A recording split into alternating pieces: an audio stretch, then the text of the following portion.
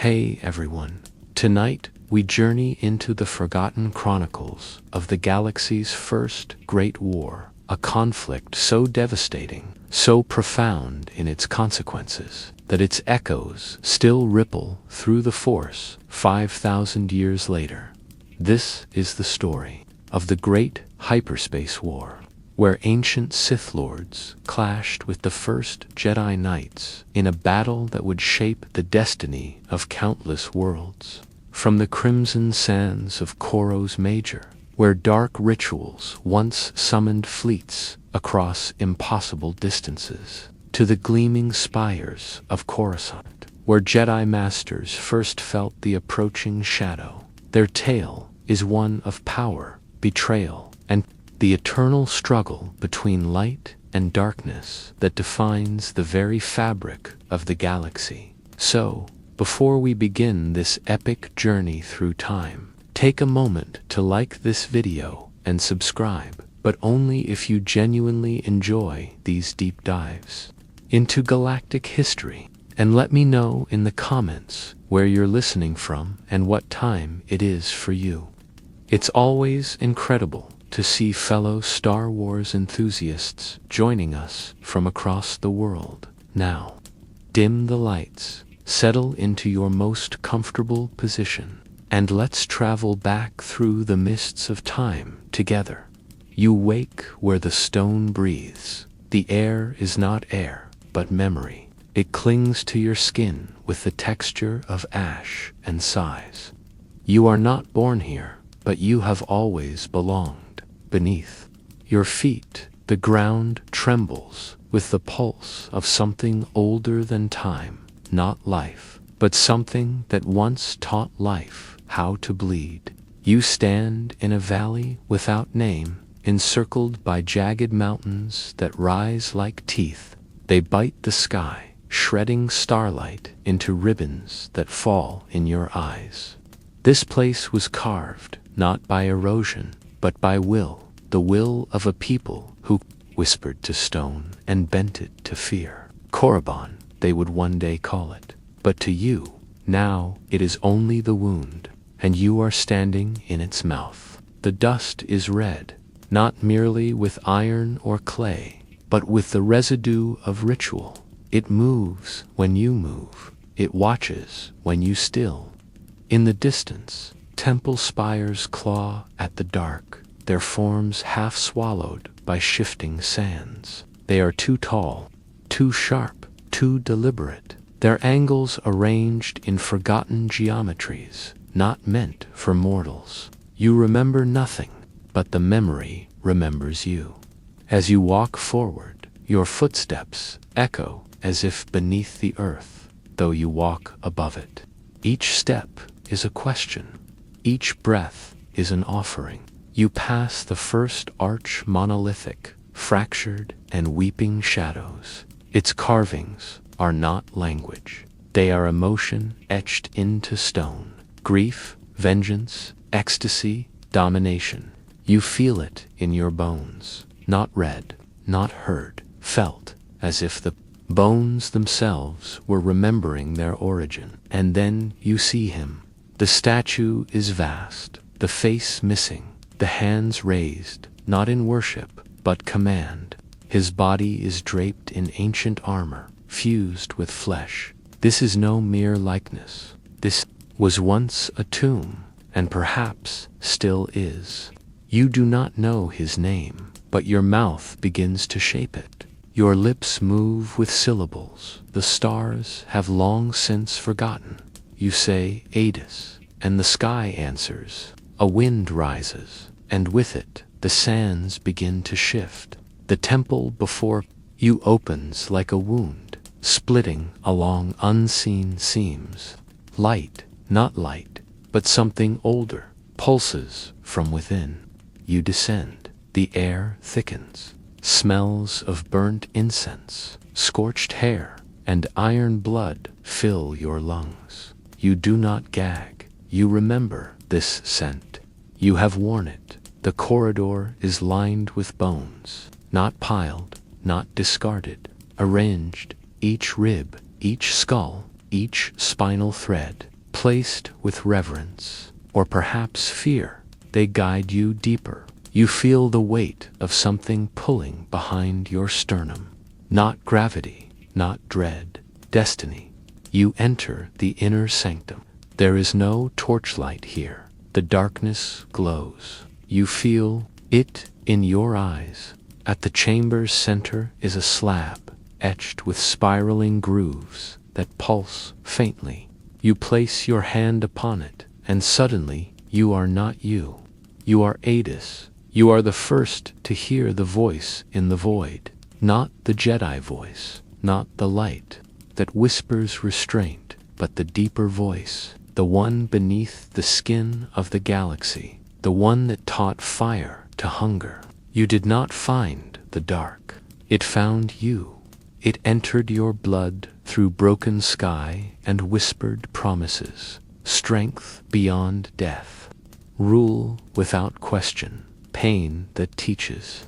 You were the first Sith, not because you chose, but because you remembered. You remember the invaders, pale-skinned, strange-tongued, speaking of force and balance, as if they were not insults. You broke their ships upon the sands. You tasted their fear as wine. You etched your name into the stars with fire and bone. And then you vanished. The tomb sighs again. You are yourself once more. But you are no longer only yourself. You feel him within you, his rage, his sorrow, his triumph. The darkness does not speak in words. It speaks in urges. You feel the call to conquer, to shape, to command the stars as once he did. You kneel, not in reverence, in acceptance. You are not alone. The chamber ripples. Shapes rise from the walls. Not spirits, not illusions, echoes. You see warriors wrapped in crimson cloth, their eyes filled with lightning. You see acolytes draining the life from beasts twice their size. You see scholars pulling blood from stone, crafting holocrons from bone and voice. This is the cradle. The first breath of the Sith is not spoken. It is screamed, and you feel it building in your throat. You understand now why Adis rose, why he ruled, why he bled the stars. Because the Force was never meant to be balanced. It was meant to be bent. And you are bending. Outside, the winds howl through the temple mouth like the cry of a newborn beast. The sky flickers as though remembering a war it buried deep. You rise, your eyes burn red, not from corruption, but clarity. You leave the tomb behind, but it does not leave you. The path ahead twists, the valley deepens, the temples are awakening. You are part of a lineage, not broken, but sleeping. And now the blood stirs. The stars above you do not shine. They wait. You walk deeper, no longer as a visitor, but as one remembered. The red winds now feel warm against your skin, not hostile, not foreign. The sand parts for your feet like a beast bowing its head, and you begin to feel the presence of others, not beside you, but behind your breath, folded in the folds of time. Their voices stitched into the marrow of your spine. Each step you take sends whispers into the past, and the past whispers back. The temples rise like fractured teeth from the earth, and each one hums with the echo of a scream once held sacred. You feel them now, the first council of blood. The war kings in their masks of bone, the star-bound seers who drank void light and returned to speak only in fire. They are watching you, not as enemies, not as ghosts, as heirs watching the blood remember itself. And the blood remembers. You come upon the first glyph wall, half submerged in drifting dunes. The markings are carved not into stone, but into obsidian veins. Black glass shot through with pulsing crimson light. You place your hand upon it, and the glyphs awaken, crawling across the surface like smoke in reverse. You do not read them, you absorb them. They show you a memory etched in agony, a world torn from the skin of another. A star bled dry to fuel a ritual that crowned Eidos beneath the blood eclipse. You see his crown forged not by jewelers, but by executioners, each prong a fang torn from a rival's throat. You see him scream, but it is not pain, it is becoming. The glyphs burn hotter, and your hand trembles as more visions pour in. The first Sith priests, flaying truth from prisoners and weaving it into song.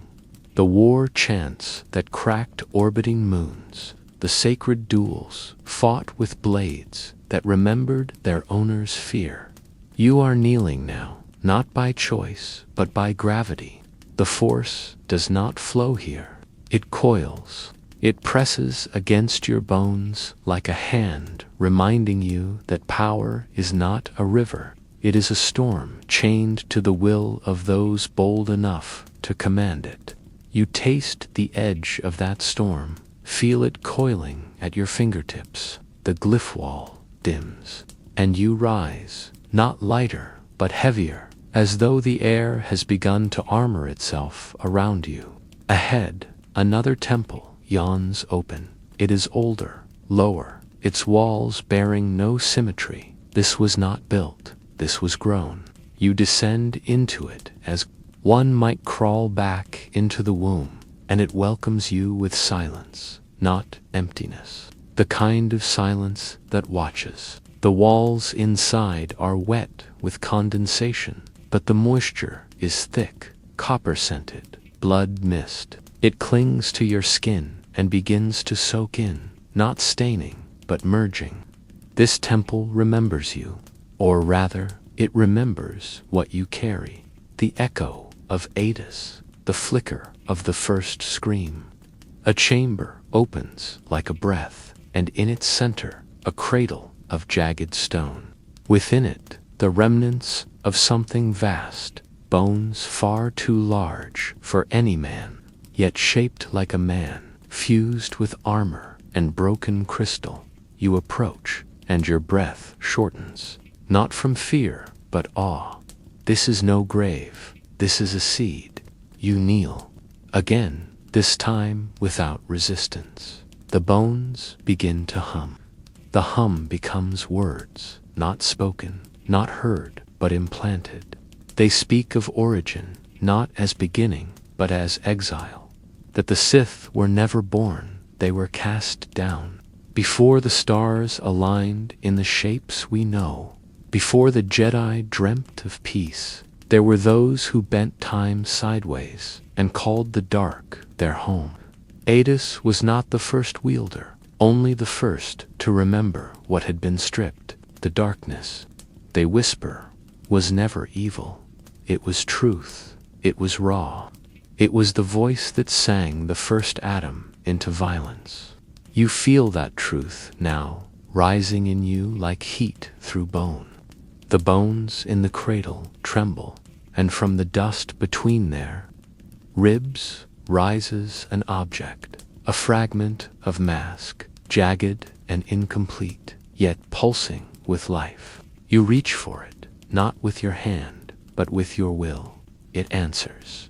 Your fingers close around it, and a scream fills the chamber, not yours, not theirs, but the scream of the mask itself, remembering the face it once knew.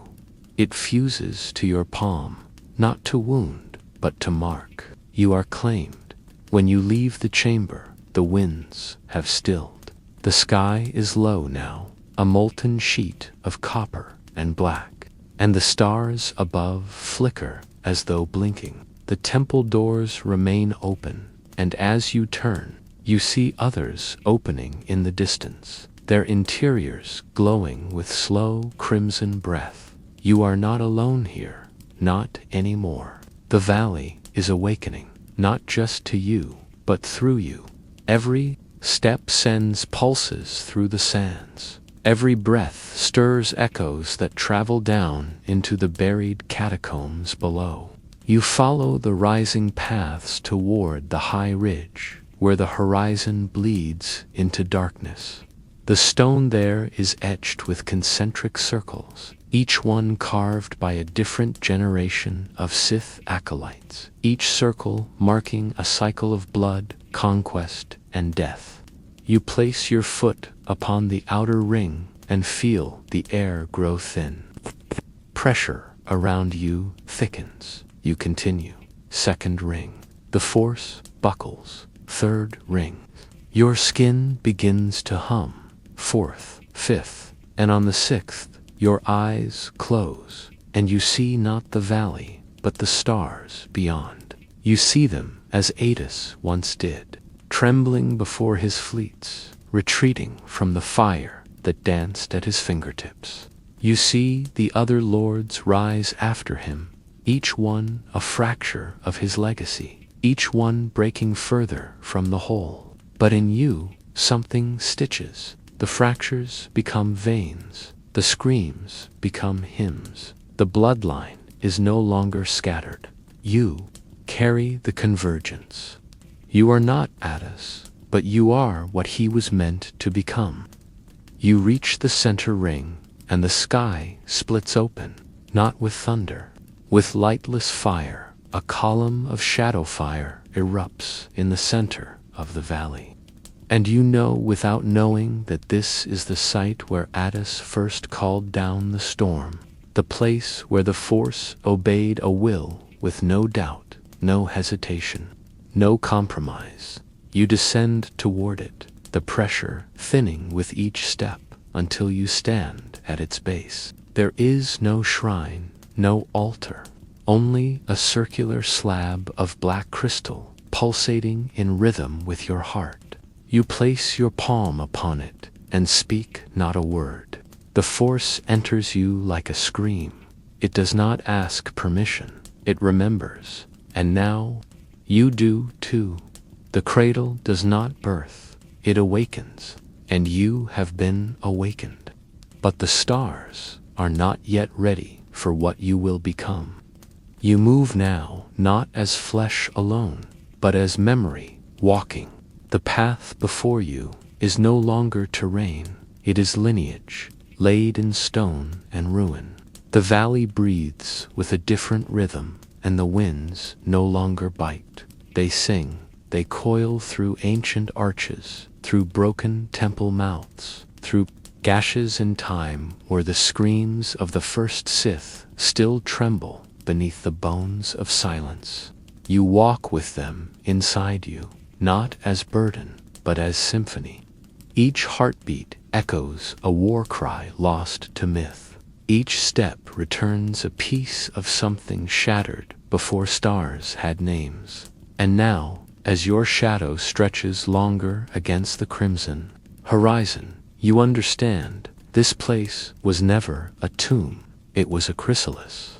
Above you, the sky darkens, but it is not night. The void blooms overhead like an eye half shut, watching, waiting, and beneath its gaze, the ground opens to reveal the last descent, a staircase of basalt spiraling into a core untouched by light. You enter without fear, the air growing thick. With centuries, you descend past carvings that shift as you pass, alive with eldritch recognition. One moment they depict battle, the next coronation, then betrayal, then silence. You do not trust your sight anymore, not because it deceives, but because it shows too much. At the bottom, you find it a chamber, unlike any before, vast, breathless, circular. Its ceiling curves like a planet's sky, carved with constellations that do not exist, or no longer exist. In the center, a throne, but no throne of comfort. It is jagged, forged from weapons that have drunk more blood than rivers know. Spears melted into swords, blades fused with bone, and at its peak, a helm hollow, waiting. You step toward it, and the silence breaks. Voices rise, not one, not many, a convergence. They do not speak in tongues, but in truths. They say your name, though you've never spoken it aloud. They say Adis, and then others, Paul, Horde, Rangyos, each one a flame, each one a scar. And then, one name spoken only in silence, yours, carried not by sound, but by the stillness that follows. A scream too loud to hear. You place your hands on the throne, and it resists, not to test you, to remember. It remembers every hand that tried and failed, every bloodline too weak, every will too fragile. It shudders beneath your touch, and the blades begin to sing, metal moaning with recognition. You are not claiming power, you are being claimed by it. The helm trembles, lifts. You raise it above your head, and for a moment the chamber ceases to be. You stand instead upon a battlefield of stars, watching empires rise and fall like waves upon a crimson shore. You see Sith-born kings devour their own sons. You see warriors carve prophecy into their own flesh. You see worlds torn open, not for conquest, but to feed the hunger of power made flesh. And you understand the final truth. Adas was not the first Sith Lord. He was the first sacrifice. Power is not gifted, it is taken. But the taking reshapes the taker. Adas bled his soul to carve a path into the dark, not for glory, for survival. The Force did not bend to him because he mastered it. It bent because he offered something no Jedi ever dared. Everything. He burned himself until only the scream remained, and that scream became bloodline, and that bloodline became empire, and that empire became rot. You feel it now. The rot, the slow poison of time, the pride that hardened into ritual, the rituals that calcified into stagnation. The Sith lost their scream. They learned to speak, to argue, to plan. They forgot the fire. You feel their failure in your teeth. It tastes like dust. And then the helm lowers. It touches your crown, and you do not fall. You rise, not taller, deeper. You feel your mind stretch in all directions, touching echoes, pulling screams from the edge of time. You see temples still, buried beneath forgotten moons. You see names carved into asteroids, left adrift by long-dead fleets. You see the red handprint of the Sith smeared across the fabric of existence. And you know it was not conquest. It was memory, desperately refusing to be erased. You speak now, and your voice does not echo. It pierces. You say, "I am the scream returned." The chamber breathes in answer, and the throne splits, not in defiance, but in rebirth.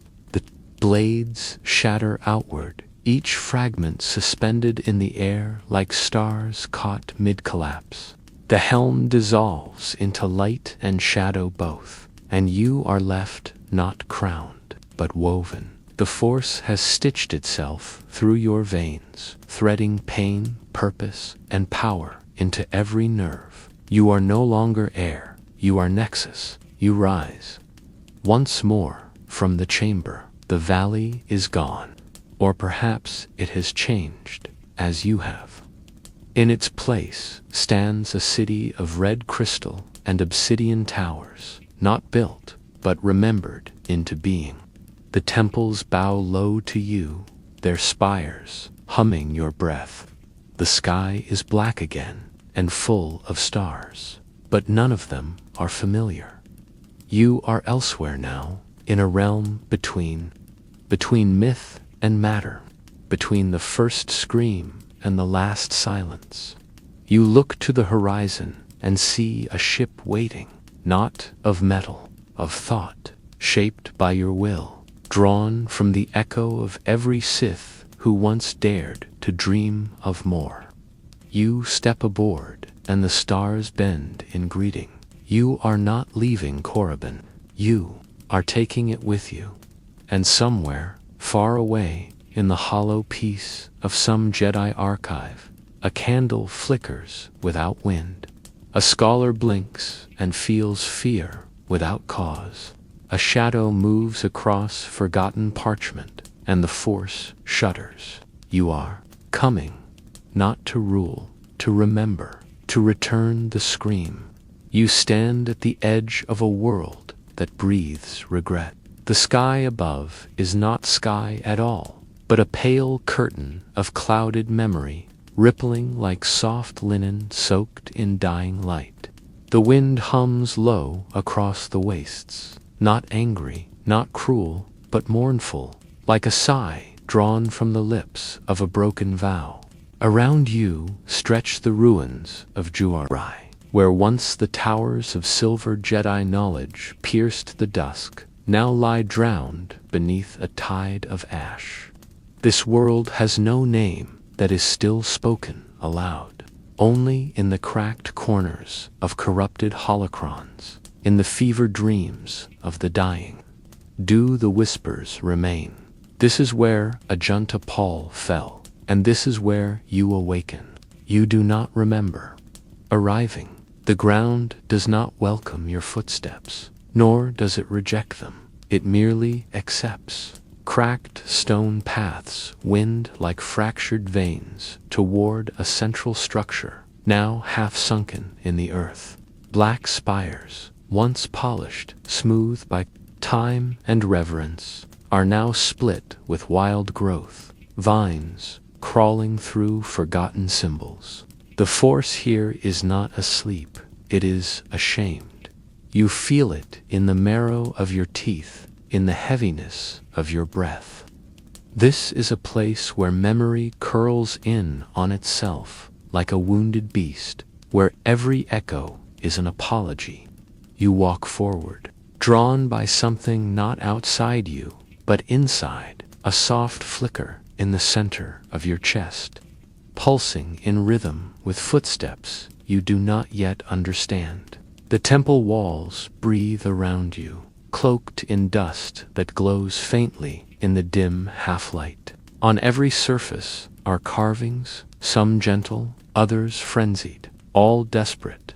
You see the same hand etched into them again and again, a symbol of division, of broken unity. You feel it before you know it. This place was not built by Sith. It was left behind by one who became Sith, one who broke a covenant that had once been unbreakable, one who fell not out of hunger but out of sorrow. You step into the heart of the ruin and the air stills. You kneel beside it. You see no reflection, only memory. The pool stirs as you draw near, and the images begin to bloom. Not scenes, emotions. You feel exile, not the pain of it, the weight. You feel the silence of walking away from brothers who would not listen. You feel the heat of forbidden knowledge held too long. You feel the sting of justice meted out by hands too blind to see. And then you see his face, Ajunta Paul, not in armor, not in shadow, but young, uncertain, eyes full of galaxies. He speaks without sound, and you understand without language. His lips do not shape anger, they shape disappointment. He does not hate the Jedi, he mourns them. You reach out to the image, and it flickers, becomes older. Now he wears the mask, the pale silver helm of the outcast, polished smooth like riverstone. He holds it in trembling hands, not with pride, with reluctance, And then the mask rises, and he is gone. You rise, and the pool dims. The chamber no longer feels hollow. It feels sacred, a place where one heart was broken so others might rise. You pass into the deeper halls, the corridors bending like thoughts, straining to hold shape. You come to a door, half buried in rubble. Its surface carved with a single line, not in basic, not in Sith, but in something older. You touch it. The stone yields. You descend. The stairs are warm beneath your feet. Heat radiates from below, and with it, a sound, faint, rhythmic, like breath caught between sigh and scream. The walls here are darker, smoother, almost soft, as if they were once alive. You emerge into a vault lit by no source, yet glowing with steady twilight. At its center stands a pedestal, and upon it a blade, long curved, blackened by time, and next to it the mask. You do not need to be told. This is his tomb. But there is no body, only remnants, his sword, his helm, and the silence of one who chose to be forgotten. You step closer. The blade pulses with sorrow. Not evil, not hunger, just sorrow. You reach toward it, and your vision fractures. You are no longer here. You are him. You show them what you have found. Secrets carved beneath the stars. Techniques older than the order. Truths that burn brighter than tradition. And they recoil. They do not listen. They punish. They exile. You walk alone, across worlds, across voids. You find others. They too have heard the whispers in the Force. You teach them, and they become more. But with power comes pain. With pain, division. The students begin to hunger. You begin to fade. And when the final battle comes, you do not scream. You lay down your sword. You seal it in stone, and you vanish. The vision fades. You are yourself again, but you are changed. You lift the mask, and for a moment you see nothing. Then you see stars, distant, faint, like hope, long abandoned but not extinguished. The blade hums in its cradle, its voice low, reverent. You touch it, it weeps. You draw it forth, and the tomb exhales. Ajunta Paul is gone, but his sorrow remains, and in you it finds shape once more. You walk the path out of the tomb with the blade in your hand, and the mask at your side, yet neither weigh upon you like relics of conquest. They hum with a burden that is not your own, and yet is now part of you. The walls behind you sigh as you leave, the stone returning to silence, the memory of Ajunta Paul folding back into shadow. But something remains in your breath, a kind of ache that is not pain but a remembrance too old to name. The mask does not speak, and yet it listens. You feel its stillness against your palm, and in that stillness lies the echo of every choice that broke the man who once wore it. You do not wear it yet, and perhaps you never will. For this is not a crown, it is an apology. Outside, the ruins breathe with the rhythm of twilight. The wind has shifted, brushing over the shattered pillars and broken stones like fingers through the hair of a sleeping world. Where once the sky was pale and sickly, now it grows darker, bluer, as if the world itself has begun to mourn again. You feel the pulse of the Force in the stones, in the sky, in the fragile silence stretching between the ruins. It is not the fierce, demanding current you knew in the cradle of Ados. It is quieter, sadder. It weeps in the soil, and still you walk. You climb a ridge of fallen staircases, vines curling around your feet, as if to remind you of the passage of time.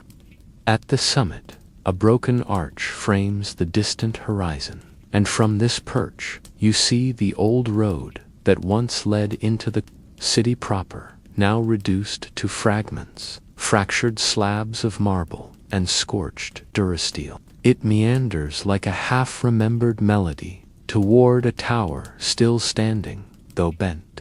The structure leans like a wounded sentinel, its outer walls scorched black and twisted inward, as though it once tried to hold itself together during its fall. You make your way toward it, each step an echo upon 1,000 buried screams. Inside, the tower speaks, not with voice, but with temperature. The air is colder here, not with malice, but with the memory of purpose. You pass into long, curving corridors where walls once shone with crystal light, now layered with soot and carbon scoring. Hologram nodes blink feebly. You pass murals peeled from time, portraits of Jedi with solemn eyes and long-forgotten names. A Junta's image appears again and again, younger, more certain, surrounded by others you cannot name but whose eyes burn into your spine. One face, again and again, tall, proud, her expression gentle, her gaze focused upon a Junta in every mural, a student, a lover, a betrayer. You cannot know, but the force lingers thickest where her eyes meet his. At the heart of the tower lies the central chamber, long and circular, its ceiling shattered, open to the heavens. Broken holocrons are scattered across the stone, their fragments glowing with phantom light. You kneel among them, brushing your hand across their surfaces, and they remember. Visions erupt, not in sequence, but like tears spilling from a wound. You see a Junta walking among his fellow Jedi, his eyes troubled. You see the moment he kneels, holding out knowledge to the High Council, truths pulled from the deep reaches of the Force, not dark, not cruel, just different. You see the others who follow him, not from thirst for power, but for truth denied. The holocrons flicker faster, spilling memories too ancient for time. The road to exile, the gathering of knowledge long buried, the first experiments with power drawn not from harmony but raw will. And with it, you see debates turn to arguments, arguments to fear, fear to silence. You see a Junta withdraw, not from pride, from sorrow. The blade in your hand pulses again, and you know the moment it was forged, not for blood, for peace. A blade meant not to kill, but to end a war before it began. But war does not listen, and in the silence that followed, a Junta turned away. The visions end.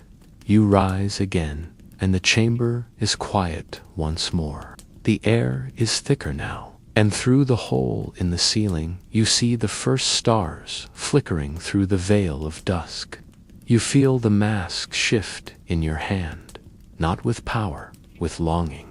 You turn back to the murals and find one last panel, shattered, burned, and blackened, but still legible. It shows a Junta alone, kneeling in the ruins, the blade laid across his lap, the mask beside him, and above, an eclipse, not of light, but of memory. Beneath the panel, a single word etched in an ancient dialect, *return.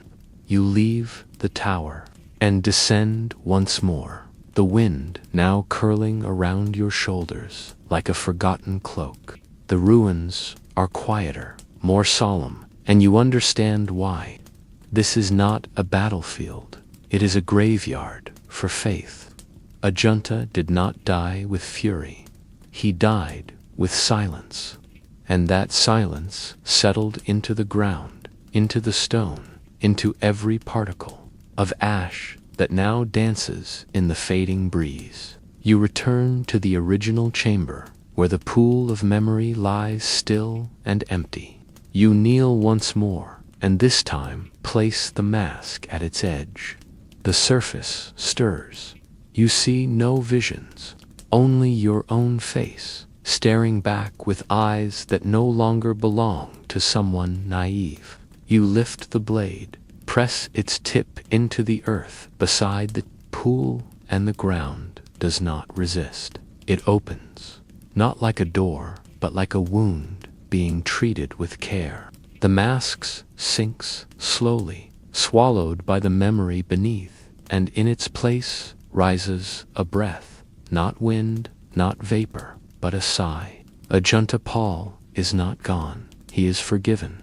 You rise, blade still in hand, and walk once more into the dying light. You do not look back. You do not need to. The past no longer drags at your heels. It walks beside you, quiet, respectful, and ready to rest. And as the last light fades behind the crumbling towers, you feel something new in your chest, not power, peace. The stars greet you now, not as fireborn watchers, but as soft, remembering things. You walk beneath their shimmer, their pale light spilling over the broken stones like forgiveness poured from an open hand. The ruins behind you stretch into shadows, no longer heavy with sorrow, only quiet with acceptance. The blade rests across your back, its edge no longer cold. You do not carry it for war. You carry it because someone must. The wind is still. The silence has changed. It no longer presses against your thoughts. It listens. You feel Ajunta's presence, not as a ghost, but as a warmth in your chest, a memory that breathes. His voice is gone, but his silence speaks, and you understand it now. It is not defeat, it is release. You descend from the high ridge, your feet steady upon ancient paths. The land around you stirs with life once buried. Small lights flicker beneath the surface, veins of energy running through the rock, through the sand.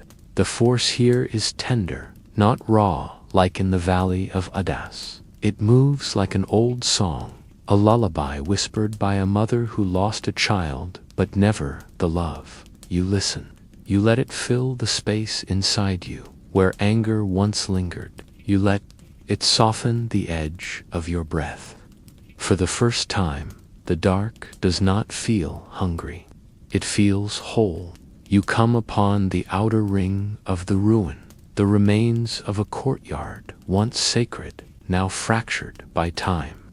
Pillars lean inward, forming a half circle, their surfaces etched with fading script. You run your fingers along the letters and feel emotion rise like mist from warm stone.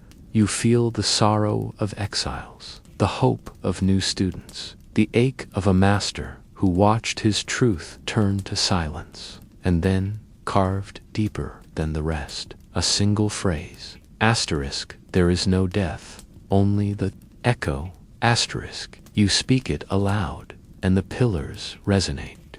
A low hum spreads outward like ripples on still water. It touches every wall, every stair, every bone beneath the earth. The ruin hears you. You sit at the center of the circle. You place the blade before you, not as a challenge, as an offering. You close your eyes, and the world folds inward. You are in a memory, but this time it is yours. You see yourself walking the early path, fire in your voice, hunger in your bones. You see your hands grasping at truths too heavy for one soul. You see the faces of those who turned away from you, not out of malice, but fear, and you forgive them. You forgive yourself. The night deepens. The stars wheel overhead, their dance slow and deliberate. You feel them gaze upon you like siblings long lost to the void. You speak to them without words. You offer them the name you were given, then the name you have chosen. You offer them both, and neither. You let them drift. You are not the same. You do not return from this place unchanged. When you rise, the pillars have begun to shift, not by force, but by memory. The stone moves slowly, realigning itself, curling inward like petals around the space where you stood. The courtyard becomes a sanctuary once more, not for warriors, for those who must weep in silence, for those who remember, for those who forgive. You turn away and do not speak. Your path leads through narrow canyons of dust and silence. The planet sleeps around you, content now that its deepest scar has found closure. The blade no longer hums, it breathes. With each step, you feel less the need to wield it. It is not a weapon, it is a reminder. You travel beyond the ruins into a region where the land flattens and the stars above bloom wider. There is a clearing here, ringed with stone and olid, vines, where the air smells faintly of rain not yet fallen. You stop. In the center, you place the blade in the soil, not to bury it, to plant it. The ground accepts the gift, closing gently around its hilt. From the stone at your feet, a pulse spreads outward, not bright, not loud, gentle, like a heartbeat restarting after too long a sleep. Around you, the vines begin to glow faintly, flowers blooming for the first time in centuries. The force shifts, a wound closes. You speak one final word, rest. It carries across the clearing, across the ruins, across the stars, and the mask, long buried, smiles without lips. Ajunta Paul does not return. He does not need to.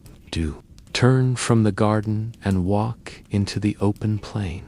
The night does not feel cold. The force wraps around you like a quiet fire, and for the first time in many lives, you feel unburdened. The stars sing as you walk, their light painting soft paths. Before your feet, you are not alone. You never were.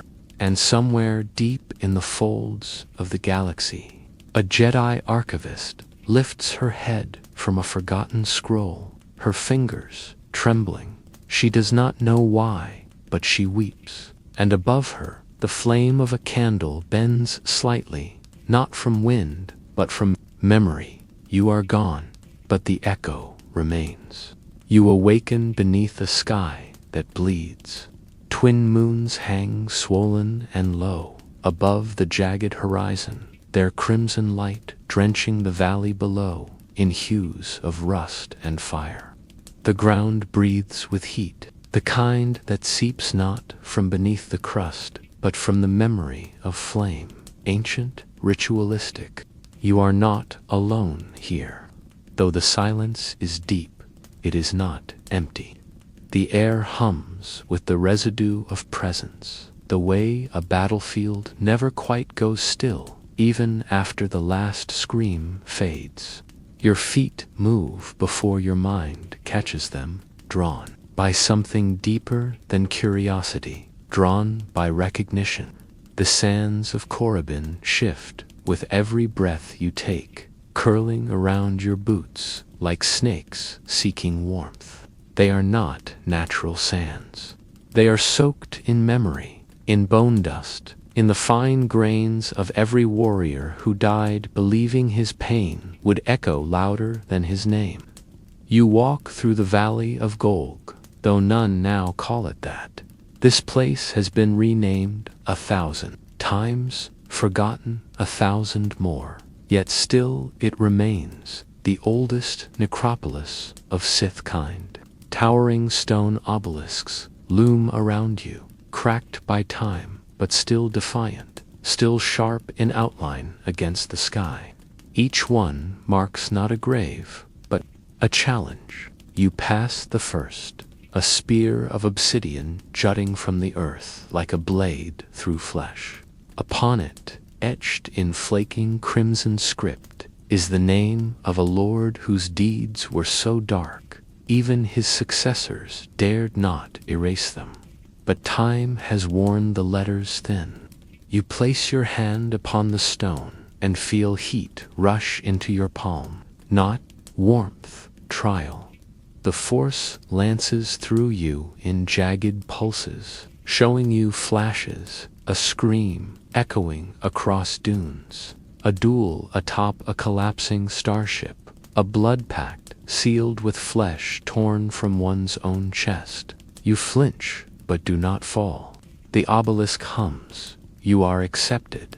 There are more ahead. The valley narrows, cliffs rising around you like ribs closing over a heart. You pass each monument in silence, each one demanding acknowledgement. Some offer you visions, others pain. One delivers only laughter, low and thick, that bubbles in your skull long after you've stepped beyond its reach. And then you see it, the temple, half buried beneath the eastern cliff, a ziggurat of black stone and blood-red banners that sway though there is no wind. Its entrance gapes like a mouth awaiting a sermon, teeth of stone angled inward. You approach, and the blood moons rise higher in response. Their light sharpens, becomes almost liquid, drenching the temple's surface until it shines like freshly split skin. You step inside. The air changes immediately. It is denser, heavy with musk and metal, thick with incense burned too long. Your breath comes slower. The walls whisper, not with voices, but with sensation. 1,000 hands seem to graze your shoulders as you pass. 1,000 gazes press against the back of your neck. The corridor is long, sloping down at an impossible angle, spiraling like a serpent burrowing into the planet's memory. Each step takes you deeper into a history that never ends, only coils. You come at last into the sanctum of silence, an inner chamber, vast and black as the space between stars. Here, the floor is a mirror, not by polish, but by design. It shows not your reflection, but your shadow, stretched, broken, reshaped into forms that flicker as you move. At the far end, seated upon a stone dais, is a statue, cloaked, faceless, immense. You feel it watching, not because it moves, but because it remembers how to be seen. You kneel, though you are not sure why. Perhaps because this place demands it. Perhaps because something inside you crumbles beneath its weight. You speak no words. You let your silence speak instead, and in return, the chamber responds. The statue shudders, not with motion, with breath. Its chest pulses once, slow and shallow, and then the darkness behind it tears open. You are not afraid. You step forward as the shadows part to reveal a stair of bone and basalt leading downward into what should not exist, a space beneath all spaces, a vault where echoes are kept like relics, catalogued by pain, guarded by nothing, because nothing can leave. You descend. The air grows colder, but not with death, with knowledge, ancient, blasphemous, sacred knowledge. The walls here pulse with inscriptions, carved not with tools, but with fingers dipped in soul ink. You do not read them, you feel them. Each line a memory of betrayal, of vengeance, of enlightenment, so violent it turned bone to crystal. You understand only one thing. This place is a prison, not for bodies, for truths. At the bottom, The stair ends in a circle of stone, where 7 thrones are carved into the walls, empty. In their center lies a pool of black liquid, still as death. You kneel before it, and your breath begins to quicken. The pool is not water. It is a memory made manifest. The moment your reflection touches its surface, it opens. Visions pour forth. You see the early lords, veiled, tattooed, drenched in battle light. You see them kneel before a teacher, not remembered by name but by gesture, a hand ever lifted in demand, never in offering. You see the temple you stand within being built by slaves who volunteered, their eyes hollow with reverence. You see rituals performed with bones, arranged in constellations, each one an equation of suffering. You see a lord, tall, hooded, with eyes like smoldering suns, whisper into the pool a secret so heavy the walls cracked and have not healed since. You lean closer, and the vision changes. You see yourself, but not as you are, as you were, and then as you could be. The image flickers, you crowned in fire. You falling into the void willingly. You weeping over a broken galaxy. You silent as the stars bend in mourning. You try to pull away, but the pool does not release you. It is not finished. One last image rises. A scream, not heard, felt.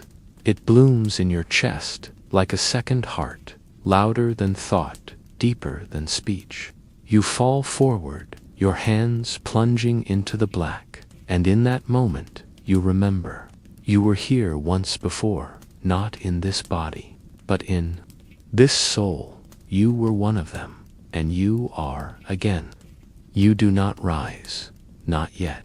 The black pool clings to your hands, not like liquid, but like memory. It does not drip. It seeps into your skin, into your thoughts, into every space you once believed was yours alone. The scream still echoes through your chest, not fading, but folding, layering itself into the marrow of your being. You do not question it. You recognize it. It is not terror. It is recognition. It is the sound of truth realized too late. The sound of a soul breaking itself open to escape its cage. And in that scream, you remember what the stars once tried. To forget that you were not born from peace, nor shaped by balance. You were forged in noise, in silence, in contradiction. You are not Sith. You are what came before the word. When you rise, the thrones seem closer. You approach them not with steps, but with breath. Each one is carved from a different stone, as if each lord demanded the world give them a piece of itself. One throne burns faintly with internal flame, veins of fire pulsing just beneath the surface. Another is cold enough to frost the air, a throne of ice dragged from the heart of a dying moon.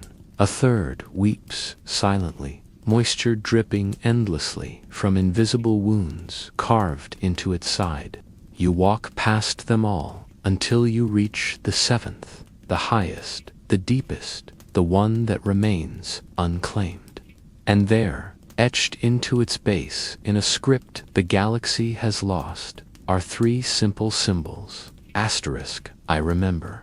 You sit, not to rule, to remember. The chamber does not shudder, the pool does not ripple, and yet everything changes. Your body remains still, but your mind is carried forward, stretched like a string drawn tight between stars.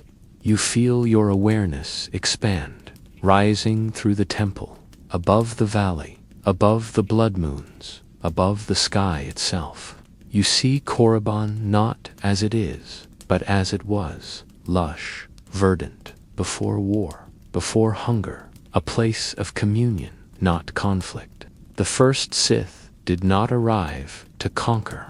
They arrived to grieve. They came here as mourners, Jedi, broken by the weight of their own silence, carrying truths that had no home. You watch as the first temples rise, not by hand, but by will, summoned from the Force itself, not carved, but coaxed. The stones align, the winds obey, the sands part. You see figures cloaked in humility, not in rage.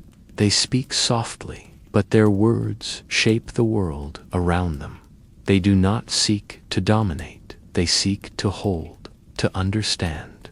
And you see a Junta Paul among them, younger still, his face bare, his eyes filled with aching clarity.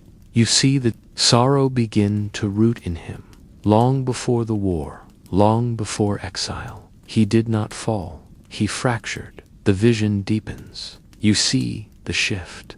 The first rituals drawn not from fear, but desperation. Knowledge withheld becomes weapon. Truth suppressed becomes poison. They begin to change, not suddenly, but slowly, like metal corroding in silence. Names grow longer, eyes colder. Power begins to speak in screams, and the Force listens. It listens too well. It answers not with harmony, but with fire. The temples reshape themselves, becoming towers of shadow and blood. The thrones are carved. The pool is filled, not with water, but with the tears of those who could no longer cry. You see the transformation, and you realize the Sith were not born evil. They were born wounded, and in their wound they built empires. You rise from the vision trembling, not with fear, but with awe. Your body returns to itself, seated on the seventh throne, and the chamber around you is no longer still. The shadows pulse, the air thickens, and from the far corners of the vault, forms begin to emerge. Cloaked in dust, shrouded in memory, they step forward, echoes of the six who came before you. Not ghosts, not illusions, imprints. Each one wears their history in their silence. They do not speak. They regard you not as heir, but as mirror. One steps forward, the one crowned in flame. They kneel, not in submission, but in respect. Another follows, then another, until all six bow their heads.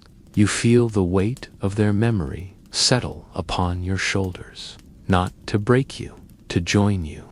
And in that moment, the pool in the center of the chamber begins to rise. It forms not water, but a figure, feminine, robed, her face obscured. She walks toward you across the mirror's smooth surface, and where she steps, the air sings. Her voice reaches you not as sound, but as warmth. Asterisk, you have returned, but not as we were, as we should have been. Her hand touches your forehead, and your mind explodes with light. You see every Sith Lord across time, their rise, their fall, their triumph, their rot. You see the red line that connects them all, the scream that binds them, the wound that birthed them, and you see the chance, the whisper of something else, a way forward, not written in conquest, but in truth, unhidden. You open your eyes, the chamber is empty, the thrones are dust, the pool has dried, only the seventh seat remains, and you upon it, changed. You stand, and the ground does not tremble. It exhales. The air is cleaner now, the shadows thinner. You ascend the stairs back to the sanctum of silence, and when you emerge into the temple above, the moons have shifted, no longer bleeding, now pale, quiet, resting. You leave the temple. You do not look back. You walk the valley as one who has walked its every past, its every pain. The obelisks bow slightly in your passing. The sands part softly. The stars blink slower. You have become not a Sith. You have become what the Sith forgot. And now, the galaxy will remember. You walk without sound, your footsteps absorbed by the valley that once fed on agony. The moons above continue their slow drift toward the horizon, their crimson eyes now soft with the hush of ending. What once screamed now breathes. What once clawed at time now cradles it. The air is no longer thick with fury, but with something gentler understanding. You do not carry the burden of those who came before. You carry their memory, woven not into chains, but into threads of stillness. Each stone you pass seems lighter, as though relieved that someone has finally listened, without asking for power in return. You do not seek the temple again. It has already closed itself behind you. You seek only the edge of this place, where the blood-soaked sands dissolve into the greater plain, and silence can finish its long, patient work. You reach a cliff overlooking the valley, a place untouched by monuments or names. The wind is soft here, brushing against your skin like a hand that once hurt you but has since forgotten how. The stars beyond the moons begin to reappear, slow and steady, dotting the sky with cold light. You sit, cross-legged, and place your palms against the earth. It is warm, it is breathing, and through it you feel them. Olajanta Paul, Marka, Rongnose, Tulak Horde. Voices of 1,000 lords, echoing faintly as if whispering their names to themselves for the final time. They do not ask to be remembered, they ask to be released, and you, the last to enter, become the first to let go. You close your eyes, the force thickens, but it does not pulse in domination.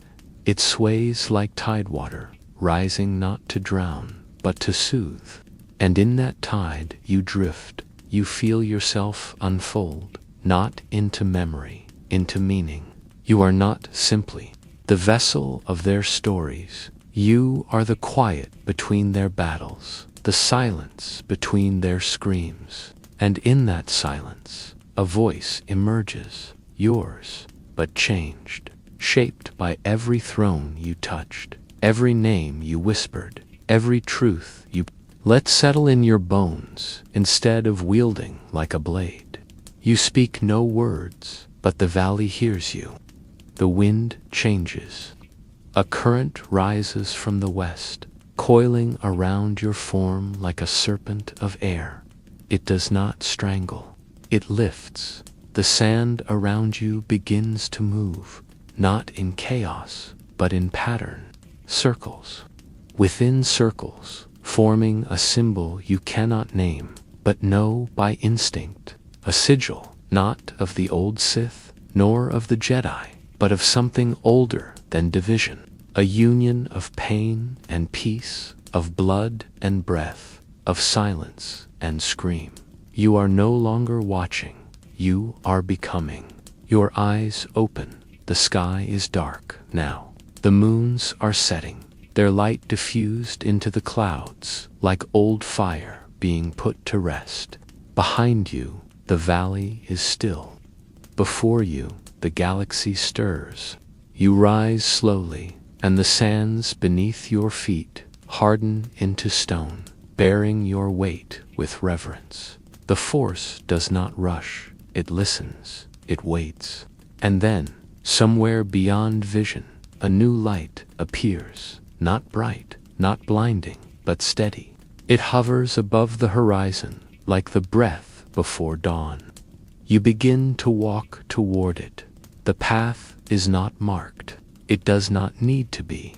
You are no longer a seeker. You are a reminder. A flame that does not burn. A scream that does not destroy. A shadow that does not consume. The wind at your back carries the names of the dead, but they are no longer cries for vengeance. They are farewells. The stars above do not blink, they watch. And the force itself pulls back, not in withdrawal, but in respect. You walk for what may be hours or centuries. Time folds gently around you, bending like reed in a stream. There are no more trials, no more thrones, only this walk, this breath, this becoming. You feel your shape stretch across memory. You feel yourself embedded in the architecture of what was and what may be. The ruins you left behind become softer with each step, their sharpness dulling into myth. The blood moons are gone. In their place, a gentle gray dawn seeps across the plain, and still you walk until you reach the edge of something vast and silent. A plain of glass stretches before you, smooth as still water, reflecting nothing. You step onto it. There is no echo, no ripple, but the force tightens slightly, a gentle pause, as if bracing for something sacred. In the center of this plain stands a single structure, a monolith, without markings, without seams, pure, matte black. It towers into the sky, casting no shadow. You approach. It does not open, it receives. You press your hand against its surface, and once more there is no sound, no flash, no scream, just breath. And then the monolith melts around you. You are inside. It is not space. It is not dark. It is you, not your mind, your truth. Here, there is no past, no future, only the essence of what you have become. Here, the force is still, not dead, not sleeping, fulfilled. You stand at the center of a truth no language can name. You do not speak, you exhale, and in that exhale, the last scream of the Sith is carried into stillness. You walk forward and become the silence they never knew they needed. You descend not through stone, but through will. The air around you folds inward, thick as oil, swallowing sound and light alike. The stairwell you tread is narrow, chiseled, from obsidian so dark it reflects only what you forget. Behind you, the passage has already closed. Ahead, there is no glow, no signal, only the knowing that something waits below, something ancient, something sharpened by silence. You do not need to see to understand. This is the descent into the ninth gate, where Tulak Horde buried what even the Sith feared to name. You are not the first to enter. You may be the last to leave. The walls pulse with faint heat, the residue of rituals performed long after death, carved into the very grain of the world. Glyphs twist and spiral across the surface, some moving, others dormant, all watching. You feel them trace your breath, not to track, to measure. With every step, the force thickens, pressing against your skin like invisible ash. You do not push back, you let it seep in. This place does not reward resistance, it punishes it. The stair ends. A corridor stretches before you, unnaturally flat, unnaturally silent. Along the edges, faint red lines crawl like veins beneath ice. You follow them, your body moving with a certainty you do not question. The hallway narrows until you reach a door, not made of stone, but of something that feels like bone and responds like skin. You place your hand upon it. The surface ripples. It tastes your intent, and then it opens. The chamber within is circular and vast, lit from no source, yet burning with awareness. At its center stands a pedestal of black glass, atop which floats a single jagged shard, not crystal, not metal, but something else. It pulses with hunger. You approach, and the shard turns slowly in the air. You reach out. You do not touch. It touches you. The moment your fingers near its surface, your vision tears apart.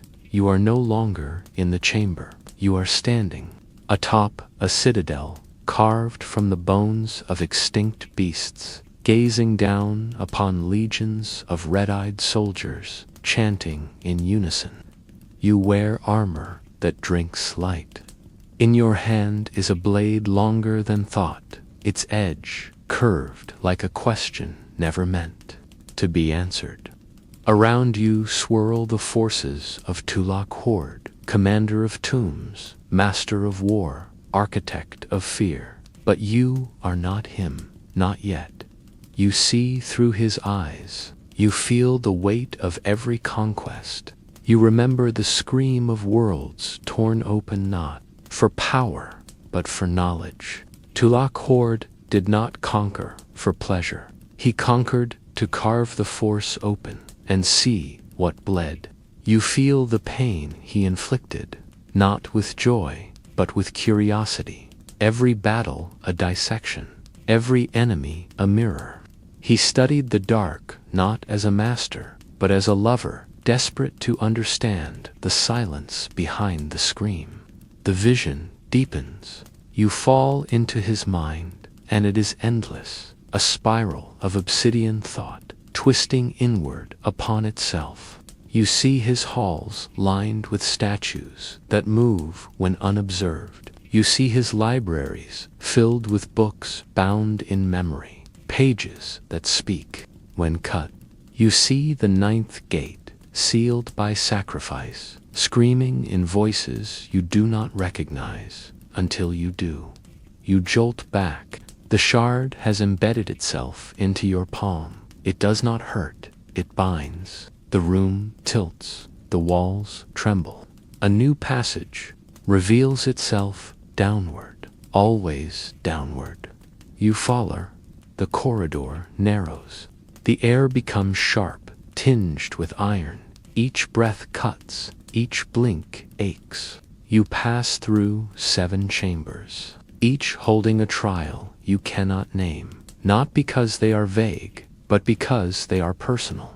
One shows you your greatest fear. One shows you your mother's face twisted in betrayal. One shows you power, total, flawless, yours, and then strips it away. By the time you reach the 8th chamber, your thoughts no longer walk beside you. They walk ahead. The force around you is no longer separate. It has entered you. You stand before a door that does not open. It invites. You step through. The 9th gate is not a place. It is a question. It does not speak.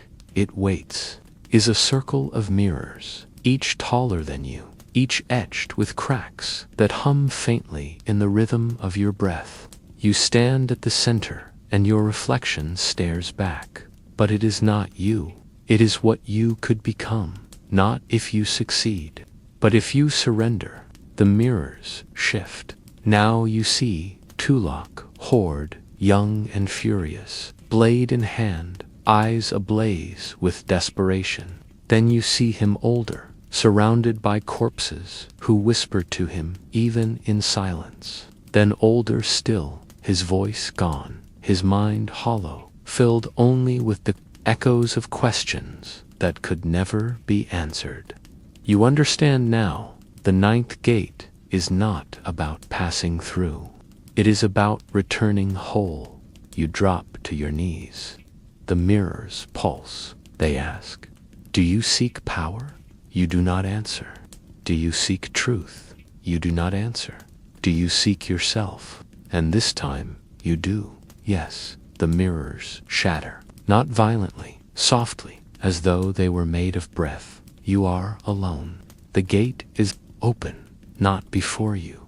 Within, you rise, not from stone, but from self. The chamber where the mirrors stood is gone, or perhaps it was never real, only a reflection of your own unraveling. Around you now is a hall without end, where walls drift in and out of shape, their surfaces alive with patterns that breathe. You move forward, and the floor molds beneath your steps, not resisting, not assisting, only accepting. This is no longer Tulak Horde's domain. This is your own memory turned inside out. And still you walk because something deeper pulls you, not down, not forward, but inward, toward the truth that lingers where names have no meaning and thought dissolves into vision. The walls whisper again, but this time they speak in your voice. You hear every word you've ever feared to say, every admission buried beneath pride, every craving hidden beneath silence. The force presses against your skull, gently, insistently, and your mind begins to unravel into threads, strands of hunger, strands of grief, strands of endless, echoing questions. You let them go, not in defeat, in permission. Tulak Horde did not fall here. He became too large for his body, too deep for his name. The ninth gate did not consume him. It gave him space to forget who he had been. The corridor fades. You find yourself in a chamber of stone and flame, walls carved with screaming faces whose mouths twist open and closed with the rhythm of breath. At the center stands a throne, not empty, but occupied. You approach, and your eyes adjust to the figure that waits there. He does not move. He is made of darkness and armor, bound together by threads of living shadow. A sword leans across his knees, wider than any man should wield, its blade etched with names that glow and fade with each of your steps. Tulak Horde does not rise. He lifts only his gaze. You meet his eyes, and you are seen, not judged, unraveled. He sees the truth of you, every moment of cruelty and kindness, every lie, every longing. He does not speak with voice. His thoughts pierce yours like daggers wrapped in silk. You see what he sees. You feel what he knows, and what he knows is deeper than pain. It is legacy without purpose, a line of inheritance forged in isolation. Tulak Horde mastered the Force not by command, but by understanding that it would never answer to names.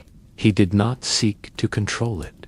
He sought to dissolve into it, and he nearly did.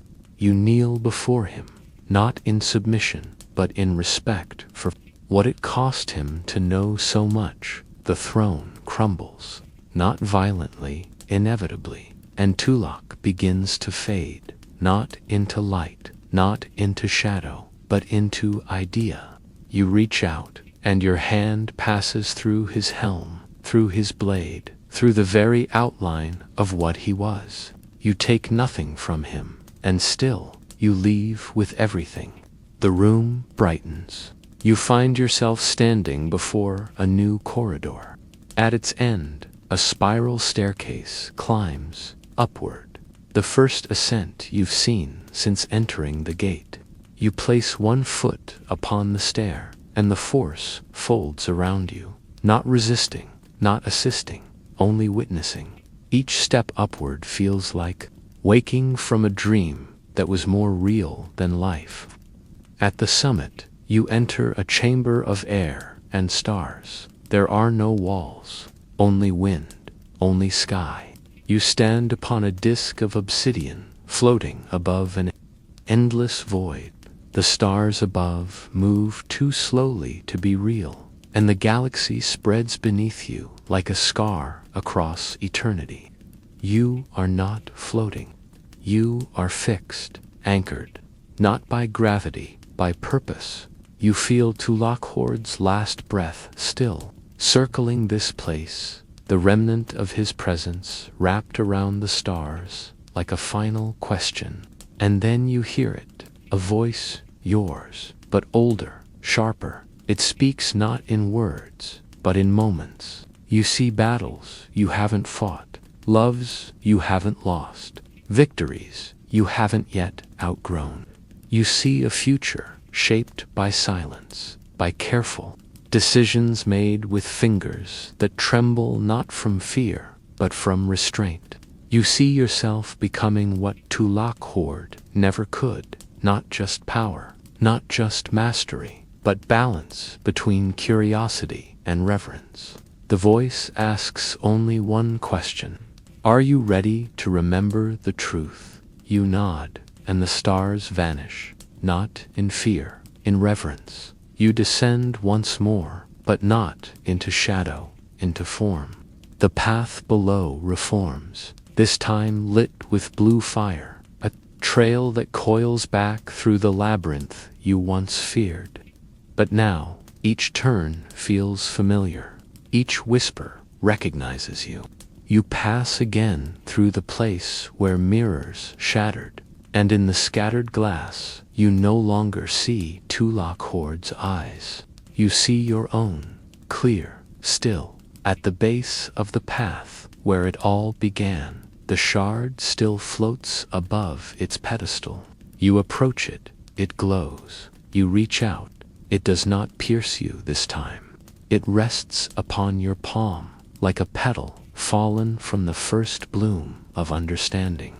You close your fingers around it. You feel it melt into your skin. It leaves behind no wound, only knowledge. The gate behind you collapses into dust. You do not turn around. You walk out of the tomb into the dark beyond, where the stars have returned, and the night is soft with memory. You do not speak. You carry nothing, and yet everything has changed. You emerge into a night that does not end. The stars above have shifted in their constellations, forming unfamiliar patterns, symbols not charted by navicomputers, but by memory. The ground beneath your feet still bears the shape of the valley, but it no longer feels like Korriban. It feels like something older, something deeper, as though you now walk not across a planet, but through the interior of your own becoming.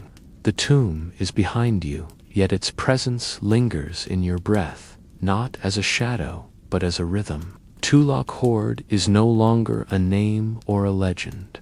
He is a chamber inside you, sealed by silence, lit by understanding. You do not carry his power, you carry his knowing.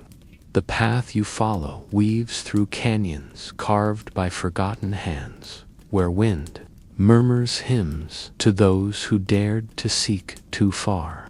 The air has grown thinner, but it does not choke. It sharpens your senses, revealing the texture of things, the tremble of rock under your step, the low hum of force currents weaving through stone and bone alike. You are alone, but never lonely. With every breath, you feel threads connecting back to the throne of mirrors, to the scream of Ajunta Paul, to the silence of Adis, all bound in a spiral leading here to you. You reach a wide plateau where no structure stands, yet the ground is marked by grooves too precise for nature. You kneel and trace them with your fingers. They form a spiral, 9 turns inward, the same as the number of gates. In the center, nothing. Not emptiness, potential. You sit there, legs folded, the sky above, watching, and for the first time, you hear Tulak Horde's voice. It is not words, it is not even thought. It is the absence of all that is unnecessary. It settles in your chest and becomes breath. You exhale, and the spiral responds. The lines begin to glow, faintly at first, then stronger, lighting the plateau in a cold blue radiance. The energy does not radiate outward. It coils inward, toward you, not to empower, to clarify. You feel your past begin to unwind. each memory separating itself like threads pulled from a tapestry. Anger, hunger, fear, triumph, you let them pass. You do not resist. Tulak Horde did not master the Force by collecting power. He mastered it by letting go of every illusion that whispered control was the same as truth. The spiral completes its awakening. Light folds inward. The stone, the night deepens. A wind rises. You open your eyes, and standing before you is a figure, not Tulak Horde, not a shadow. A form woven of starlight and fire, flickering like a flame caught in glass. It carries no weapon. It speaks no title. It bows, and you understand. This is the gatekeeper, not of the tomb, but of yourself. Born from every test, every scream, every surrender, you rise to your feet, and it steps back. A blade forms in its hand, not to attack, to offer. The same blade Tulak Horde once held, but it is no longer etched with names. It is blank. A slate of possibility. You take it. The metal hums in your grip, resonating with the breath in your chest. It is not heavy. It is not light. It is exact. The gatekeeper fades. The wind stills, and the blade dims to silence. You walk again. This time, not to reach anything, but to move in rhythm with what already is. The terrain changes, but you do not track it. Mountains become dunes. Dunes become obsidian plains. You pass structures so ancient their architects have been forgotten by time itself. Yet each one pulses softly as you pass, acknowledging you not as master, but as kin.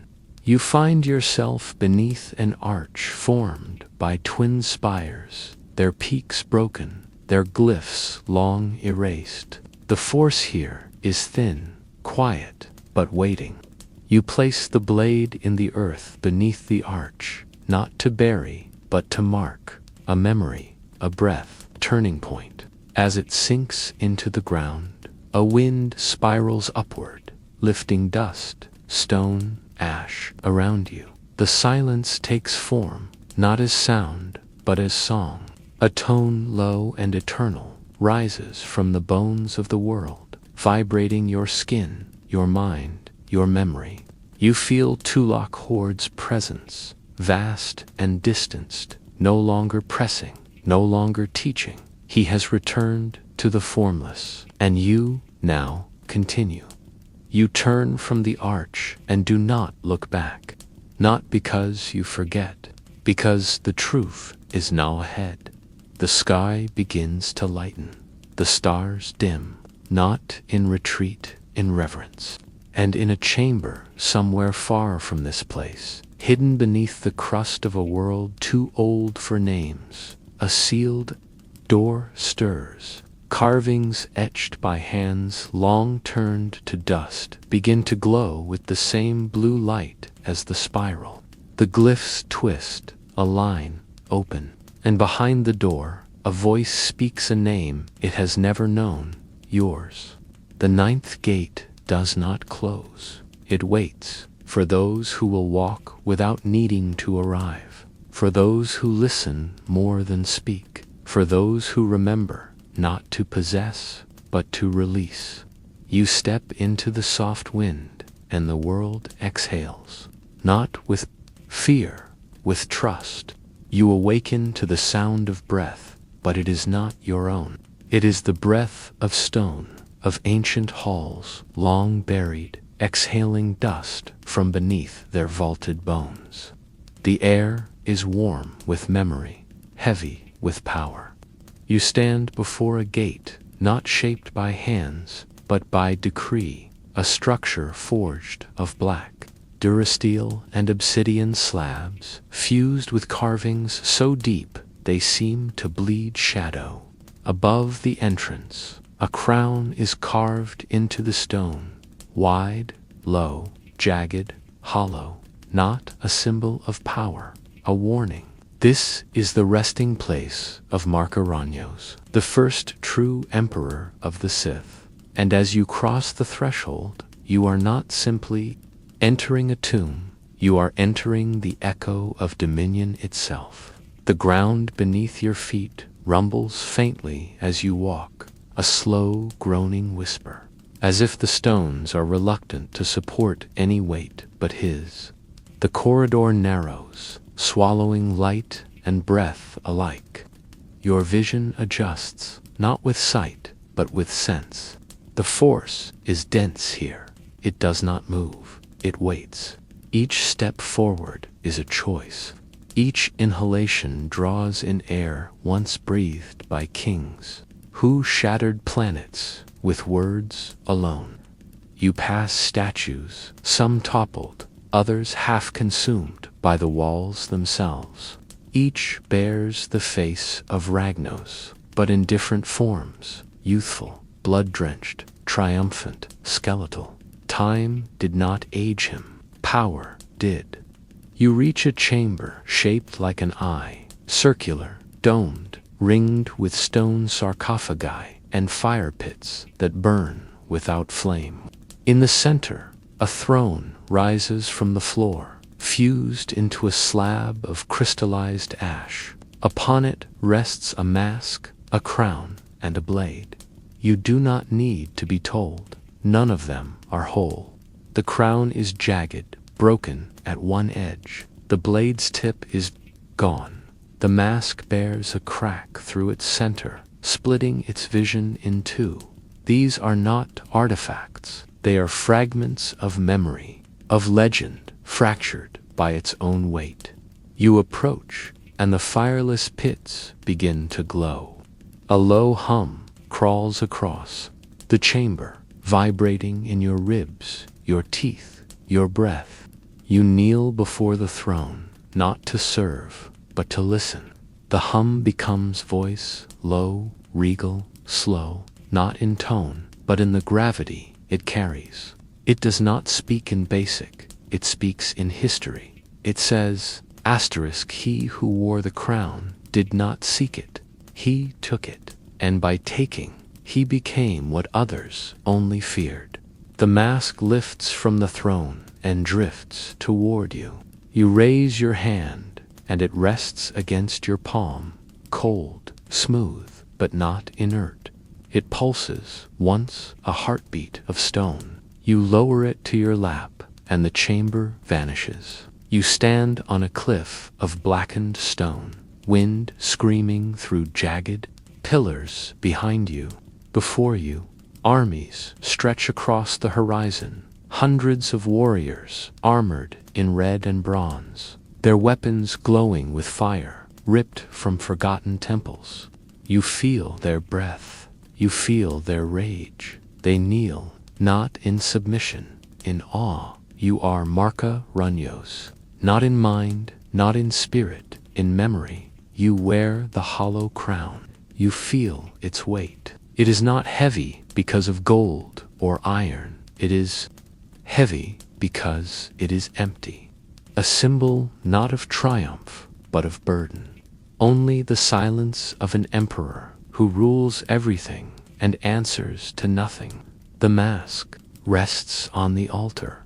The blade lies across your knees. The mask still in your hands, but now it is not cold. It is warm. It hums softly, resonating with your breath. The broken blade rises next, hovers before you, and then turns slowly, aligning with your chest. A sigil forms across your chest, etched in light and memory. It is not the mark of a warrior. It is the mark of inheritance, of empire, not built, but born. You rise, and the throne crumbles behind you. You do not turn back. The tomb stretches into darkness once more. But you are no longer walking into it. It follows you, each step, dragging the breath of Ragnos behind it. As though his crown refuses to rest, until you understand what it means to wear something made from the weight of so many screams. You reach a spiral staircase that descends into shadowless space. You descend. You are not walking downward. You are falling into memory. At the base of the stair is a circular chamber, smooth, silent, filled with mirrors. Each one shows you as emperor. In one, you sit upon a throne of bones. In another, you are alone, staring at the crown in your hands, too tired to place it upon your head. You move through them, one by one, until you reach the final mirror. In it, you wear nothing. No crown, no mask, no blade, just your eyes. Looking back, steady, whole. And that is when the crown appears again, hovering before the mirror, waiting. You reach for it, and it fades, not in rejection, in release. You understand. To wear the crown is not to possess the Sith, it is to carry their consequence. You bow your head, hollows of your chest. It does not press downward, it radiates inward, shaping the spaces between your thoughts, whispering not commands, but understanding, synchronizing them. The images in each pane blur, converge, and finally collapse into one. You, unmasked, unarmed, unthroned, yet steady, whole. This is not triumph, this is reconciliation. The many pieces of what you could have been no longer fracture against each other, they rest. You are no longer the heir of Marca Rangos. You are the echo he could not become. The floor of the chamber shifts beneath your feet, not crumbling, but flowing, transforming from cold stone into something soft. Itself has grown weary of being confined. You walk into the rising dark, not a void. You are no longer bound by the structure. The tomb has passed through you, and you have passed through it. Each fragment beneath your foot hums faintly, as if offering a farewell. The wind carries no words, yet speaks through the way it bends. It tells you that this place no longer needs to house the idea of a ruler. The rule has become myth, and myths must walk again if they are to endure. Ahead, the path divides, not in stone, but in vision. To the left, a trail of obsidian steps leads toward a spire wrapped in flame and shadow, eternally flickering. To the right, a tunnel opens like a wound into the earth, its mouth glowing with the pulse of machinery long dormant. You stand between them, feeling each call differently, the left with challenge, the right with closure. But you do not choose. You close your eyes, and in the stillness, a third way opens, not ahead, not behind, but beneath your own breath. You kneel. You place your hand upon your chest, where the mark still glows faintly beneath skin, and in that instant, you fall, not down, inward. You land in silence, themselves in reverence. In the center of this garden stands a tree, massive and pale, its bark etched with glyphs older than language.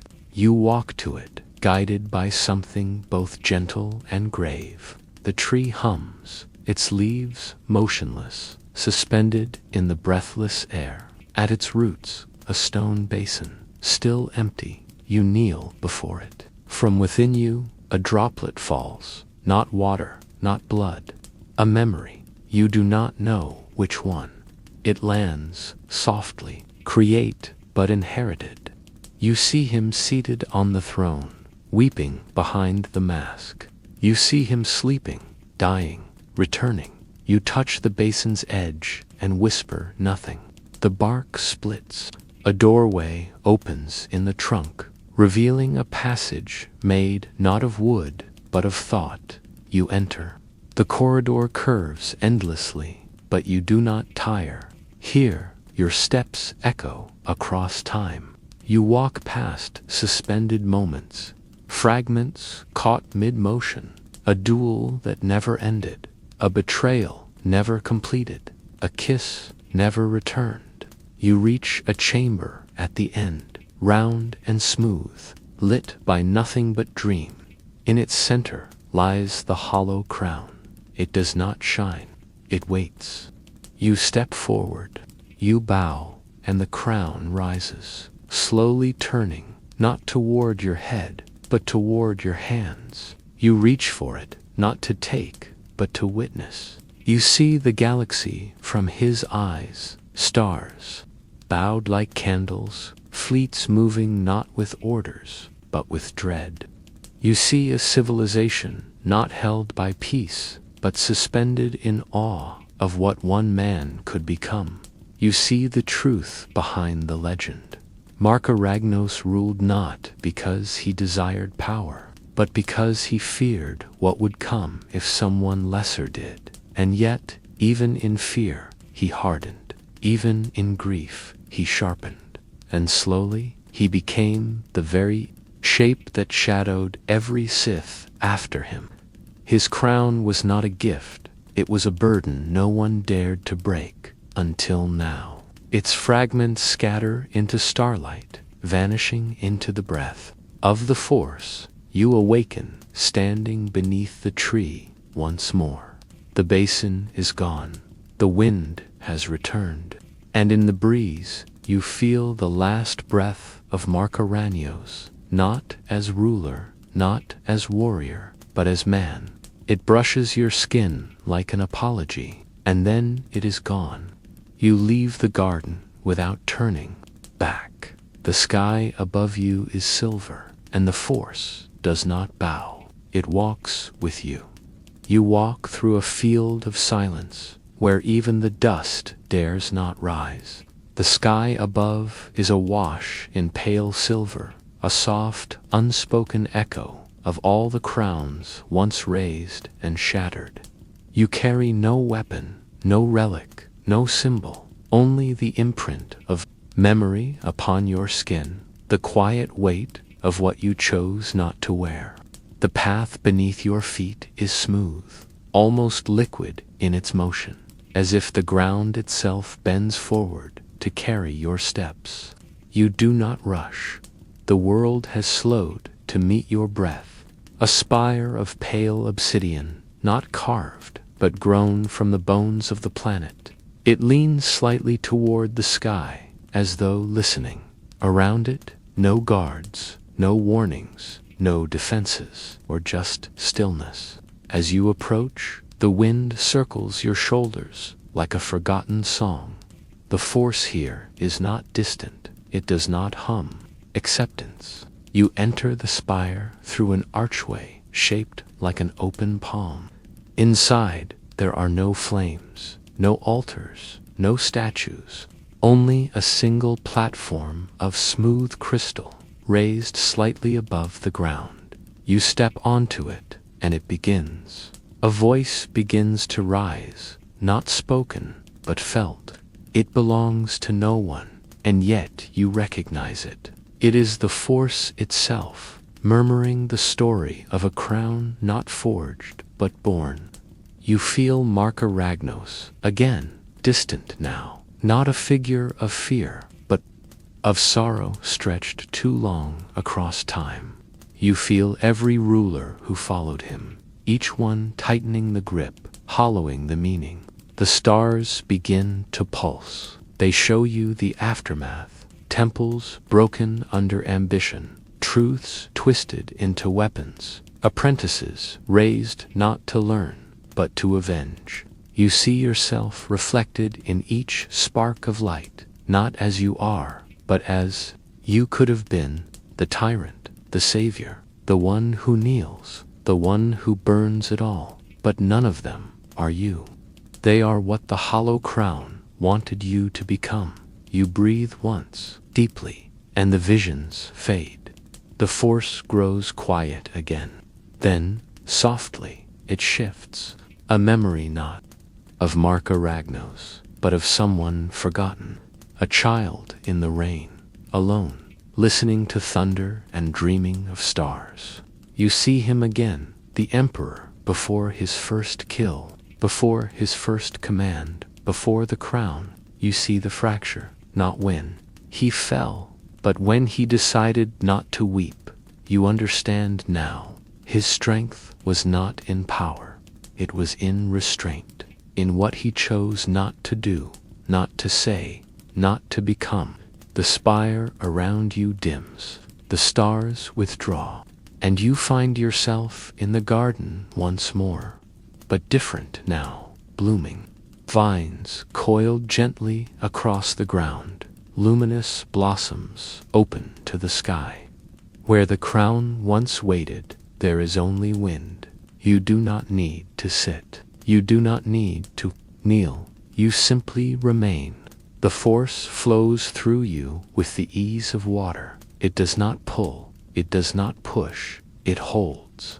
And then you rise, not with purpose, with peace. The garden opens, the sky widening above like a great inhalation. You walk through arches formed of stone and memory, past roots that whisper names you no longer need to carry. Behind you, Marco Ragnos rests, not in legend, not in power, but in forgiveness. His legacy no longer binds. It becomes the soil, the breath, the quiet. And you walk forward, not as heir, not as shadow, not as rebel. You walk forward, as silence given shape. The path now leads across a ridge into nothingness, open sky, sheer wind, the edge of the world. You pause, you do not fear. You step beyond the ledge, and the world catches you. You walk the air. Each step leaves no mark. Each breath leaves no sound. You have transcended not the crown, but the need for one. You are not ruler. You are the quiet after. The scream has ended. The crown is gone, and what remains is peace. You float through starlit murk, deeper than roots charted by hyperspace, deeper still than memory itself. The void here is not empty. It is thick, slow-moving like breath, held too long. Around you swirl the edges of a nebula, blacker than shadow, dust veils blooming and folding in rhythms too vast to follow. This is the Yavin Drift, the space between forgotten wars and forbidden science, where even Sith whispers fear to tread. And here, within the heart of darkness, sleeps something ancient, something born not of the Force, but of its manipulation. You have not come to seek knowledge. You have come because something called you. Your ship hums, but the sound is swallowed as quickly as it rises. Navigation fails. No coordinates respond. You are no longer in control, not bound, not trapped, guided. The nebula parts before you, forming a corridor of crimson mist that coils like a serpent. Ahead, a structure looms, not a station, not a temple, but a fusion of both. Tall spires shaped like claws, ribs of stone and alloy, pulsing veins of red light that throb with the memory of terrible choices. You drift closer. The Force begins to distort, not violently, but unnaturally, curving around the structure, like gravity around a singularity. You land. The ramp lowers. Air tastes like metal, soaked in fever. You step forward, each motion slowed by the density of what surrounds you. The ground is slick obsidian, not formed, but grown, glassed by heat, then reformed by thought. You are within the alchemical heart of Naga Sado, the Sith Lord who waged war not through armies alone, but through design. Here, matter bent to will. Here, life itself was rewritten. The entrance stands open, a gash in the stone pulsing with dim red glow. You step inside, the walls breathe, literally rising and falling, as if the temple itself remembers being alive. Symbols trail along the surface, glowing dimly as you pass, as if reacting to your presence, not to welcome, to warn. You continue. The inner sanctum is vast, circular, ringed by tiered levels like a colosseum. In the center lies a pit of shadow, its edges rimmed with carved runes that burn with buried hunger. Floating above it, a sarcophagus, bound in iron, wrapped in tendrils of dark crystal, its surface cracked and restless. You do not need to ask who lies within. Sado, the alchemist of dread, the master of suns, the one who built weapons from planets and soldiers from stolen bloodlines. His legend was not written in the language of the Sith, but in the language of form itself. You step forward. The force twists slightly, reacting to your nearness. The air ripples, and a sound begins to rise, low, wet, rhythmic, breathing. Not yours, not from the sarcophagus, from the walls. They remember him. You lower to your knees beside the pit, not in worship, but in reverence for a power that did not simply bend the galaxy, it rewrote its laws. A shape rises in the air above the tomb, a holographic flicker, red and broken. It reforms, slowly, Sado young, his eyes not yellow, but silver, burning with curiosity. His mouth moves. There is no sound, only images. You see planets devoured by chain reactions, triggered not by weapons, but by rituals. You see clones formed in vats, filled with fluid mind from dying stars. You see the process of transforming knowledge into flesh, of turning the force into blueprint, and blueprint into empire. You see Sado's enemies not fall in battle, but unravel as though their very cells had forgotten what they were. The image flickers. You see him, older, weary, alone, trapped not by failure, but by success, too vast to survive. You see him carving pieces of his own body away, transmuting them into keys, into codes, into seeds for future empires he would never live to see. You see him smile as he lies within the tomb, sealing it from the inside, not out of fear, but out of hope. You rise, the hologram vanishes, the pit pulses once, and the sarcophagus tilts slightly. You do not touch it. Instead, you turn toward the tiers that line the walls. Each level houses something: tanks filled with liquid memory, glyph-covered, tablets, bone-spined tomes stitched from skin and data. The knowledge of a Sith who saw life not as a mystery, but as a canvas. You climb the first tier. The tablets speak as you touch them, not aloud in your mind. They show diagrams of impossible creatures built not for beauty, but for dominance. Hybrids of force-sensitive architecture, of minds stored in crystal, of limbs grown from extinct beasts and thoughts borrowed from captured Jedi. You feel your stomach turn, not in revulsion, but in awe. Sado was not a warlord. He was a philosopher. Of form, you ascend. Each level reveals more. Machines that birth memory. Languages composed of scent and shape.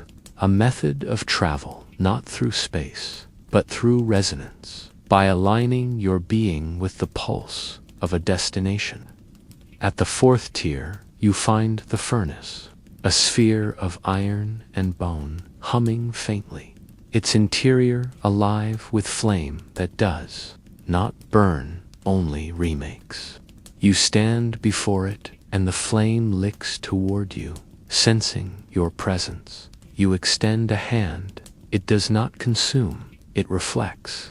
For a moment, you see your body rewritten, taller, armored, eyes black and gold. Then, thinner, veiled in mist, fingers long and sparking with power. Then, something else. You, but not as person, as idea.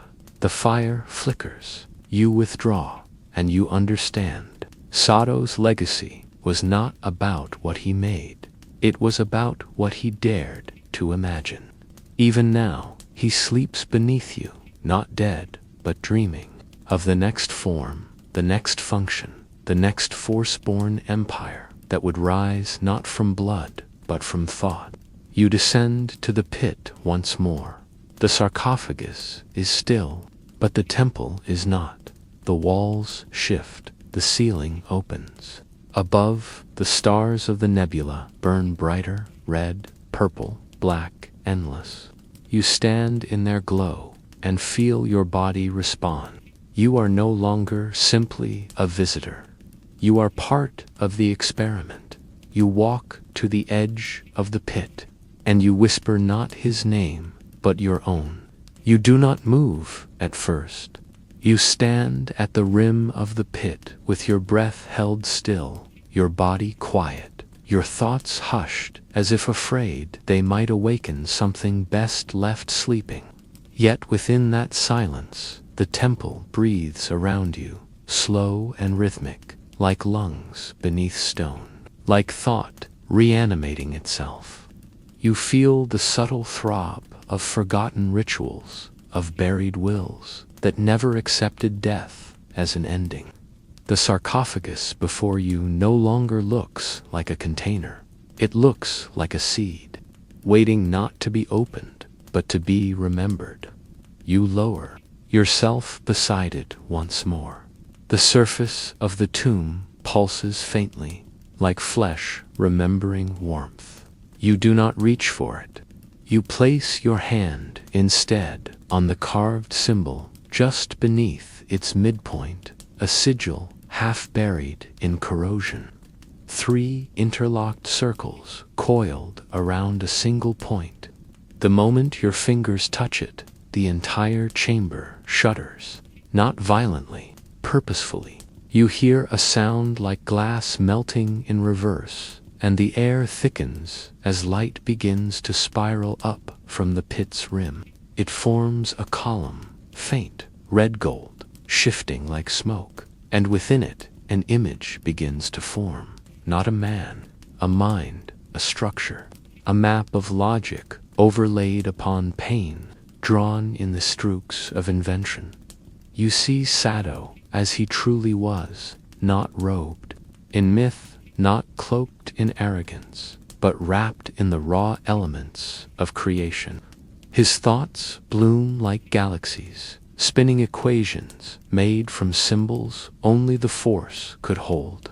You are no longer watching, you are participating. His memories reach into yours, not to show you what he did, to ask if you would dare the same. The column grows brighter. Within it, images unfold, not in time, but in purpose. You see the forging of crimson suns over laboratory moons. You see temples grown from the cloned hearts of living beings. You see ships guided by consciousness, not pilots, designed to die with their passengers and resurrect them in new forms. You feel nausea, wonder, guilt, fascination. None of them are enough to stop the visions. You see a holocron opened by slicing the palm, not to offer blood, but to shed identity. You see weapons that do not kill, but unravel memory until a soldier forgets who they are. You see Sato whispering to the stars, and they blink in reply.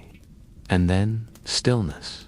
The images freeze, and before you, the figure fully forms Naga Sato, not in death, not in life, but in concept. His eyes meet yours, and they are not kind nor cruel. They are evaluating, weighing, not your strength, your imagination. He does not speak, but you hear his voice in your bones. Asterisk, what would you make if no law stood before you? You answer. Without words, you open your mind and let him see. The image leans back, approves, fades. The sarcophagus begins to unfold, not break, not open, but bloom. The pieces drift apart, each one revealing a hollow interior carved with layered inscriptions, their meanings stacked like riddles. In the center, there is no body, only a core, dark, smooth, polished like obsidian. It pulses softly, and the moment you touch it, your vision goes white. You fall through thought. You land in a chamber of gold-lit liquid, floating, untethered. Around you, memories drift like fossils in amber. You reach toward one. It reacts. A structure forms a library suspended in a gas giant, its books made of sonic resonance. Another memory rises, a ritual that clones a single emotion into 1,000 bodies. Another, a fortress built on the inside of a sun, its interior cool, its walls alive with whispered equations. You swim through them, none hurt you, all invite you. You begin to see what Sado saw, that the force is not merely energy or will or power, it is clay. It can be stretched, folded, twisted, not to dominate, but to construct. You rise through the white and awaken again in the chamber. The core has vanished or entered you. It is no longer separate. You do not feel stronger. You feel unfinished. The knowledge has not changed you. It has begun something. Around you, the chamber settles. The walls retract. The levels dim. The tomb is no longer humming. It sleeps once more. But it has given you a blueprint. You turn and begin to ascend the spiral you descended hours or years ago. The corridors have shifted. The symbols have changed. They now follow your footsteps, forming behind you like paths remembered after walking them. You pass through archways that were once sealed, chambers that were once silent. You emerge onto the surface platform, and the stars above have bent. The nebula has shifted. It no longer churns, it waits. You step back onto your ship, but it is not as it was. Its systems glow faintly, pulsing in rhythm with your breath. You touch the controls. They respond before your fingers arrive. The vessel does not lift off. It dreams its way forward, through stars that blur into scarlet, through corridors of light braided with shadow. You do not set course. You are the course. Sado's war was not a battle. It was a question. And now it lives again, not through conquest, through you. You drift between stars, no longer mapped, stars no longer burning, stars that hum with the aftertaste of forgotten rituals. The nebula behind you collapses gently into itself, like a curtain being drawn after the final act. You carry no relics, no trophies, only the echo of a blueprint, not in your hand, not in your mind, but beneath your breath, in the slow coil of thoughts that no longer feel entirely yours. Naga Sado did not give you a path. He gave you the question that built him. And now, wherever you go, it follows. Asterisk, what would you dare to shape if the force no longer resisted you? The ship glides without input. Its hull responds to your presence, shifting in tone and light with each mood you barely feel. It is no longer a vessel. It is an extension of your thought, a cocoon of unfinished designs. You pass through systems, untouched since the Sith Empire fractured, systems where light bends unnaturally, where old wreckage floats in orbits held together by nothing but force echoes. Each one pulses softly as you pass. resonating with the trace of Sato's legacy now, bound to your breath. And in each you sense fragments, not of people, not of armies, but of ideas once begun and never completed. You land on a dead moon, wrapped in rings of frozen ash. The surface is smooth, craterless, quiet, but beneath the crust lie chambers, hollow, waiting, built by hands now buried beneath time. You descend. You walk through halls formed from the bones of starships, each step sounding like a key turning in the lock of a memory you haven't yet inherited. The force here is soft, almost apologetic, like it remembers what it once allowed and now dares not resist again. At the heart of the facility, you find it, a chamber shaped like an hourglass, its walls pulsing with the dim rhythm of slumbering. Machines in the center, a sphere, smooth, humming faintly, not with life, but with potential. You approach, and as you draw near, your fingers begin to glow, not with heat, but with formulae. Glyphs appear across your skin, patterns etched by Sato's memory, activated now by your presence. The sphere responds. It splits, light unfolds, not blinding, not chaotic, organized, measured. Blueprints spiral upward, not blue, but red and gold and silver. Diagrams of thoughts, too elegant to be war, too brutal to be peace. You see the design for a consciousness that could be grafted into a seed, planted on a world, grown into a temple that teaches itself. You see the model of a weapon, not meant to kill, but to rewrite memory on contact, a blade that unlearns. You see the shaping of force-born architecture, ships made from harmonized fear, powered by meditations that never end. And then you see yourself, not as you are, as you might become, eyes glazed with ancient logic, fingers sparking with energy that obeys no known law, a being shaped by design, not lineage. You turn away from the image, not in fear, but in restraint. Saito did not fail because he was cruel. He failed because no one around him dared to say enough. You place your hand upon the sphere. The diagrams vanish. You whisper, asterisk, not yet. And the sphere closes. You leave the chamber, and the machines fall silent again. Not in slumber, in patience, they will wait. The blueprint is stored. And you carry the access code now in your pulse. As you rise back toward the surface, the sky has changed. The stars above feel nearer, not because you are closer, but because they listen now. You board your vessel again. The controls need no guidance.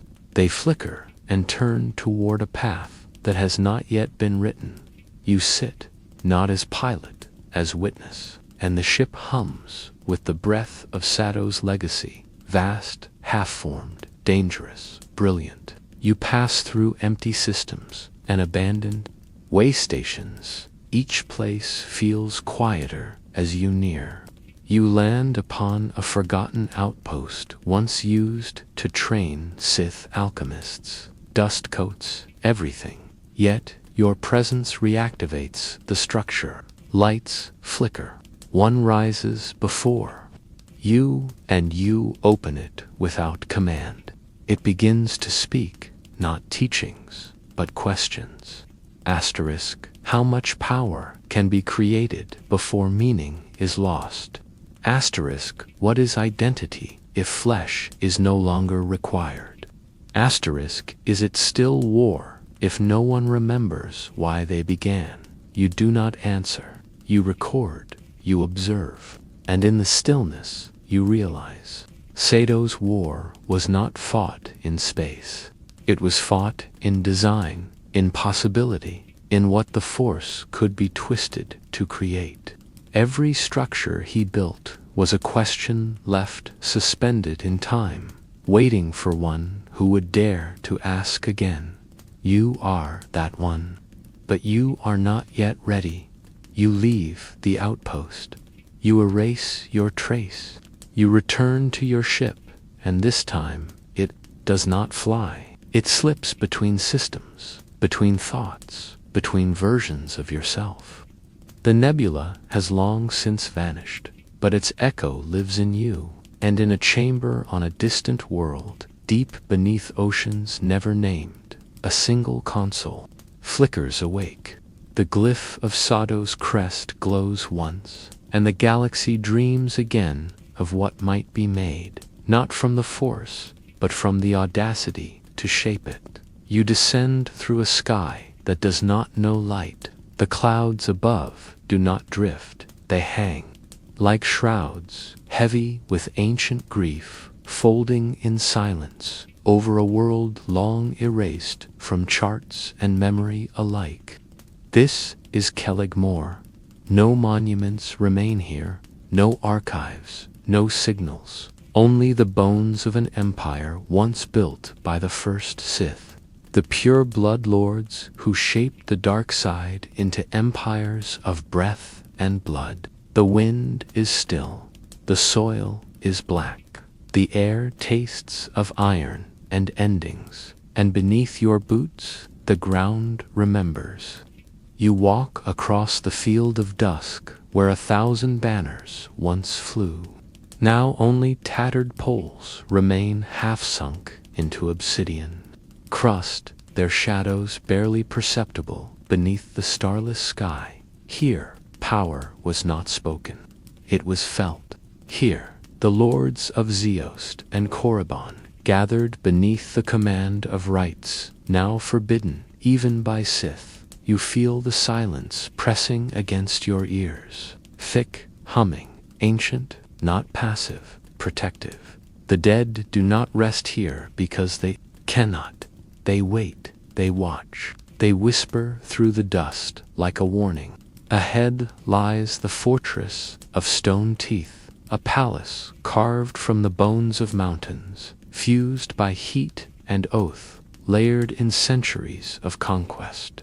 The gates are tall, narrow, formed not by craft, but by instinct, symmetrical, like the jaws of a predator. You step between them, and the temperature falls. Inside, the walls are carved with spiral glyphs, curving like blood vessels. You walk deeper, and the air changes again. It becomes heavier, not with moisture, but with memory. Every corridor leads not to rooms, but to echoes. You are not alone. The Force moves here, as it did when the Lords ruled, slow, deep, like magma beneath skin. You descend into the Grand Hall, a vast space shaped like a ribcage, the ceiling low and arching. Massive thrones line the edges, each carved differently, each one layered with mask fragments and stone script. They face a dais of crimson glass, cracked through its center. Atop it lies a helm, smooth, faceless, etched with nothing but time. You do not need to ask whose it was. The First Lord wore it, the one who named no heirs, who ruled by presence alone, whose name became too sacred to be spoken. You approach. The air hums louder. The helm rises, unaided, turning slowly in your direction. The force surges, not like wind, not like flame, like gravity. Your knees do not buckle, but your breath shortens. And then the voice. It speaks not from the helm. It speaks from the stone, from the thrones, from the bones buried deep beneath the palace floor. It says, Asterisk, you have come late, but not too late. You step closer, and the visions begin. You see the pure blood lords in their prime, tall, robed, in scaled crimson eyes like burning planets, voices that bend the very dust of space. They do not argue, They do not speak. They convene through the Force, thoughts woven into chords, shaping destiny as one. You see them wielding sabers older than the blade's invention, formed from thought, not crystal. You see them walk across star systems, not in ships, but in vessels of living memory, each movement across the galaxy a declaration of form over distance. Then you see the fracture. Pride splits unity. A new lord rises, not by challenge, but by secrecy. The others feel it, but cannot name it. One by one, they begin to drift. Council becomes hierarchy. Hierarchy becomes suspicion. They begin to build temples with doors, thrones with names, blades with histories. They begin to speak again, and the Force, once unified in their blood, begins to bleed. You collapse. The vision tears through you like heatless fire. You feel their fall, not sudden, not dramatic, slow, insidious. They forget the silence that once held them together. They begin to teach. They begin to fear. They begin to die. The helm floats nearer. It shows you the last council, 12 thrones, 11 filled, 1 empty. Their voices rise for the first time in millennia, not to decide, but to accuse. They speak of betrayal, of power hoarded, of rituals performed in secret. One stands. His eyes are white. His voice is soft. He says nothing of defense. He only speaks a name not heard before, a name that carries no bloodline. And then he vanishes. Empire, the helm dims. You stand again. The thrones are empty now. The hall is colder. You take the helm into your hands, and for a moment you feel the weight of all that was lost. Not power, not territory, connection. The Sith were never meant to rule alone. That was the lie. They began as a singular voice, many mouths, one soul. Their strength was not anger, it was resonance. And in their fall, that harmony was severed. You step onto the dais, and the palace shudders. The Force pulls inward, curling around your limbs like ancestral breath. You see them, the 12, standing behind you, not in form, but in memory. They say nothing, but they do not resist. You kneel, and the helm lowers to your head, not in triumph, in return. The helm rests upon your head, not as metal, but as breath, sinking softly over your skin like a veil spun from centuries of memory. It does not grip, it does not press, it folds into you, sealing your vision with silence. The darkness behind your eyes is not void, it is archive. You stand still, body upright on the cracked dais, but yourself is no longer here. The moment the helm closed, you fell inward, not into dream, but into inheritance. You are not shown visions, you are made of them. The first memory is sensation, the cold of the void, not in skin, but in thought. The Force does not move as a river. It hums, static and endless, across the bones of old stars. You feel the blood of pure bloodlords surging through shared veins, one heart pulsing across 12 forms.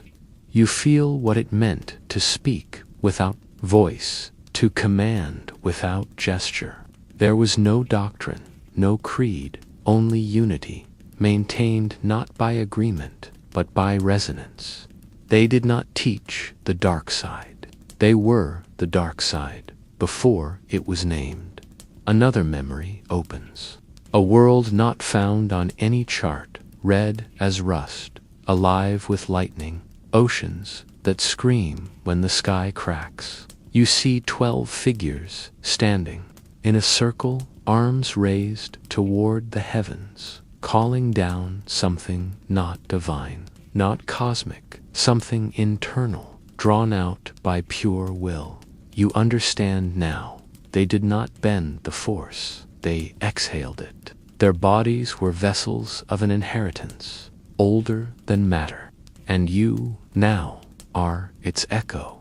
A third memory, the breach, not an attack, a question. One among them asked what lay beyond the rituals, what would become of their kind if they chose to feel, not passion, not rage, empathy. The others shuddered.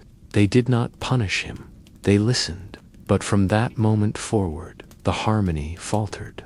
One thought that should have blended became singular, and singular thought became distinction. And with distinction, names returned.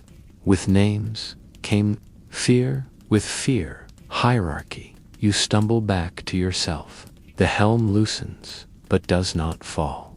It now hums with your pulse. The force rushes inward, not violently, but wholly, like the return of a tide long held back. You do not breathe, you are breathed. The chamber around you shifts. The thrones stir. The glass beneath your feet cracks with resonance. Above, the ceiling splits, not apart, open, revealing not sky, but memory. A constellation forms overhead, not of stars, but of choices. Each point a decision made by a lord. Each line a bond severed by ambition. You feel it thread through you. The empire did not fall in fire. It was worn away by silence.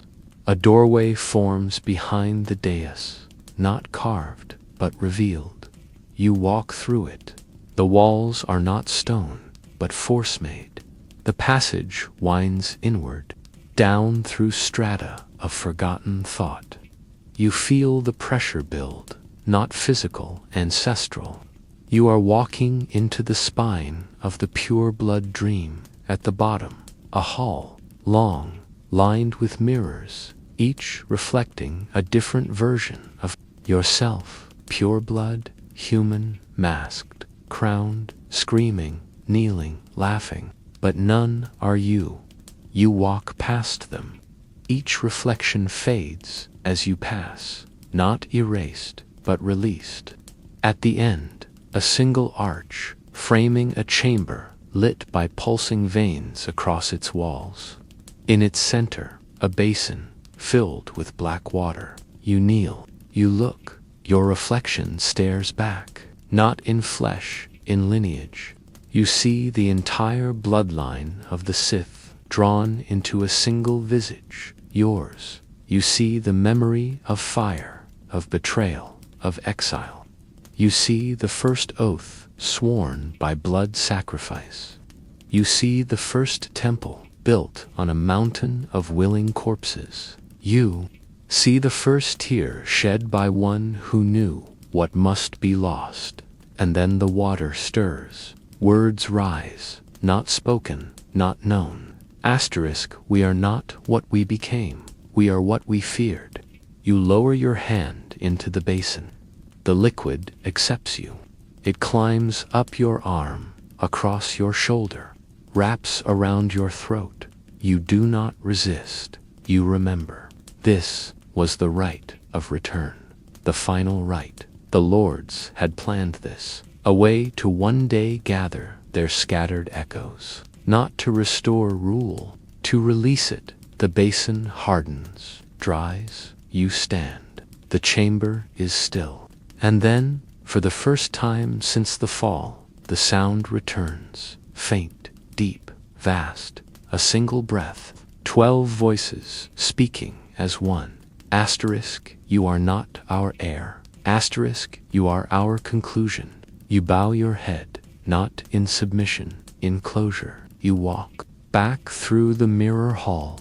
Each reflection now shows only light. You rise to the dais. The helm dissolves. The thrones empty once more. The palace begins to fade, not crumble, fade. It was never meant to endure beyond the memory. And you now are its last memory embodied. You step outside. The air is warmer. The wind stirs. The sky is no longer starless. One sun breaks through the cloud, not bright enough. You do not carry the helm. You do not wear the crown. You are simply you. And the empire that began with blood now ends in breath, peaceful and complete. You walk into the open silence, where the last empire exhales its memory into dust. Behind you, the fortress of the pureblood lords dissolves not into ruin, but into rest, its edges fading like breath drawn back into the force. The land around you has softened. Where once jagged stone thrust from the black soil, now gentle hills roll beneath a slow wind, their curves traced with glowing threads of energy pulsing faintly beneath the surface. It is not rebirth, it is return. The planet, long silent under the weight of a broken lineage, no longer groans beneath pride, it sighs. The force does not pull you forward, it walks beside you. You do not follow a path, there is no need.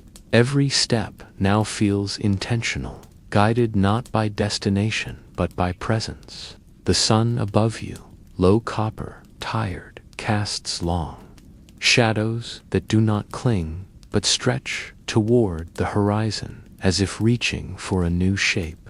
You walk along the edge of an ancient fault line, where once the first blood pact was sealed with the blade of self-sacrifice. The wind carries voices no longer bound to language, murmurs of truths once buried under the weight of power. You hear them not as warnings, but as invitations.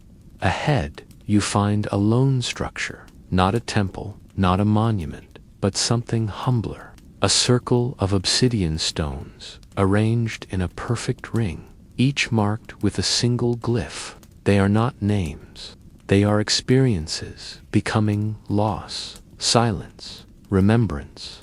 You step into the center. The moment your foot crosses the threshold, the force curls upward around you like smoke. No heat, no light, just recognition. This is not a place of worship. It is a place of conclusion. The pure blood lords, in their last clarity, built this not as a throne or a cradle, but as a grave for memory, a place to let go. You kneel, not because you are commanded, because it feels right. Your hands touch the earth. It vibrates, gentle and slow. A final rite, waiting to be fulfilled. You lower your forehead to the soil, and the world opens. You fall again, not far, not fast. The descent is quiet, like drifting into sleep. Below the surface, there is no darkness, only stillness. You find yourself standing in a chamber of clear light, boundless and silent. There is no architecture, only the force, shaped into stillness. You walk forward. In this place, you are not seen by eyes, you are read by memory. And from the far edges of this unformed space, the 12 arrive. Not in body, in intention. You feel them as they once were, unified, luminous, sorrowful. They circle you, though no distance passes between you. Their thoughts wrap around your breath like warm wind across bare skin.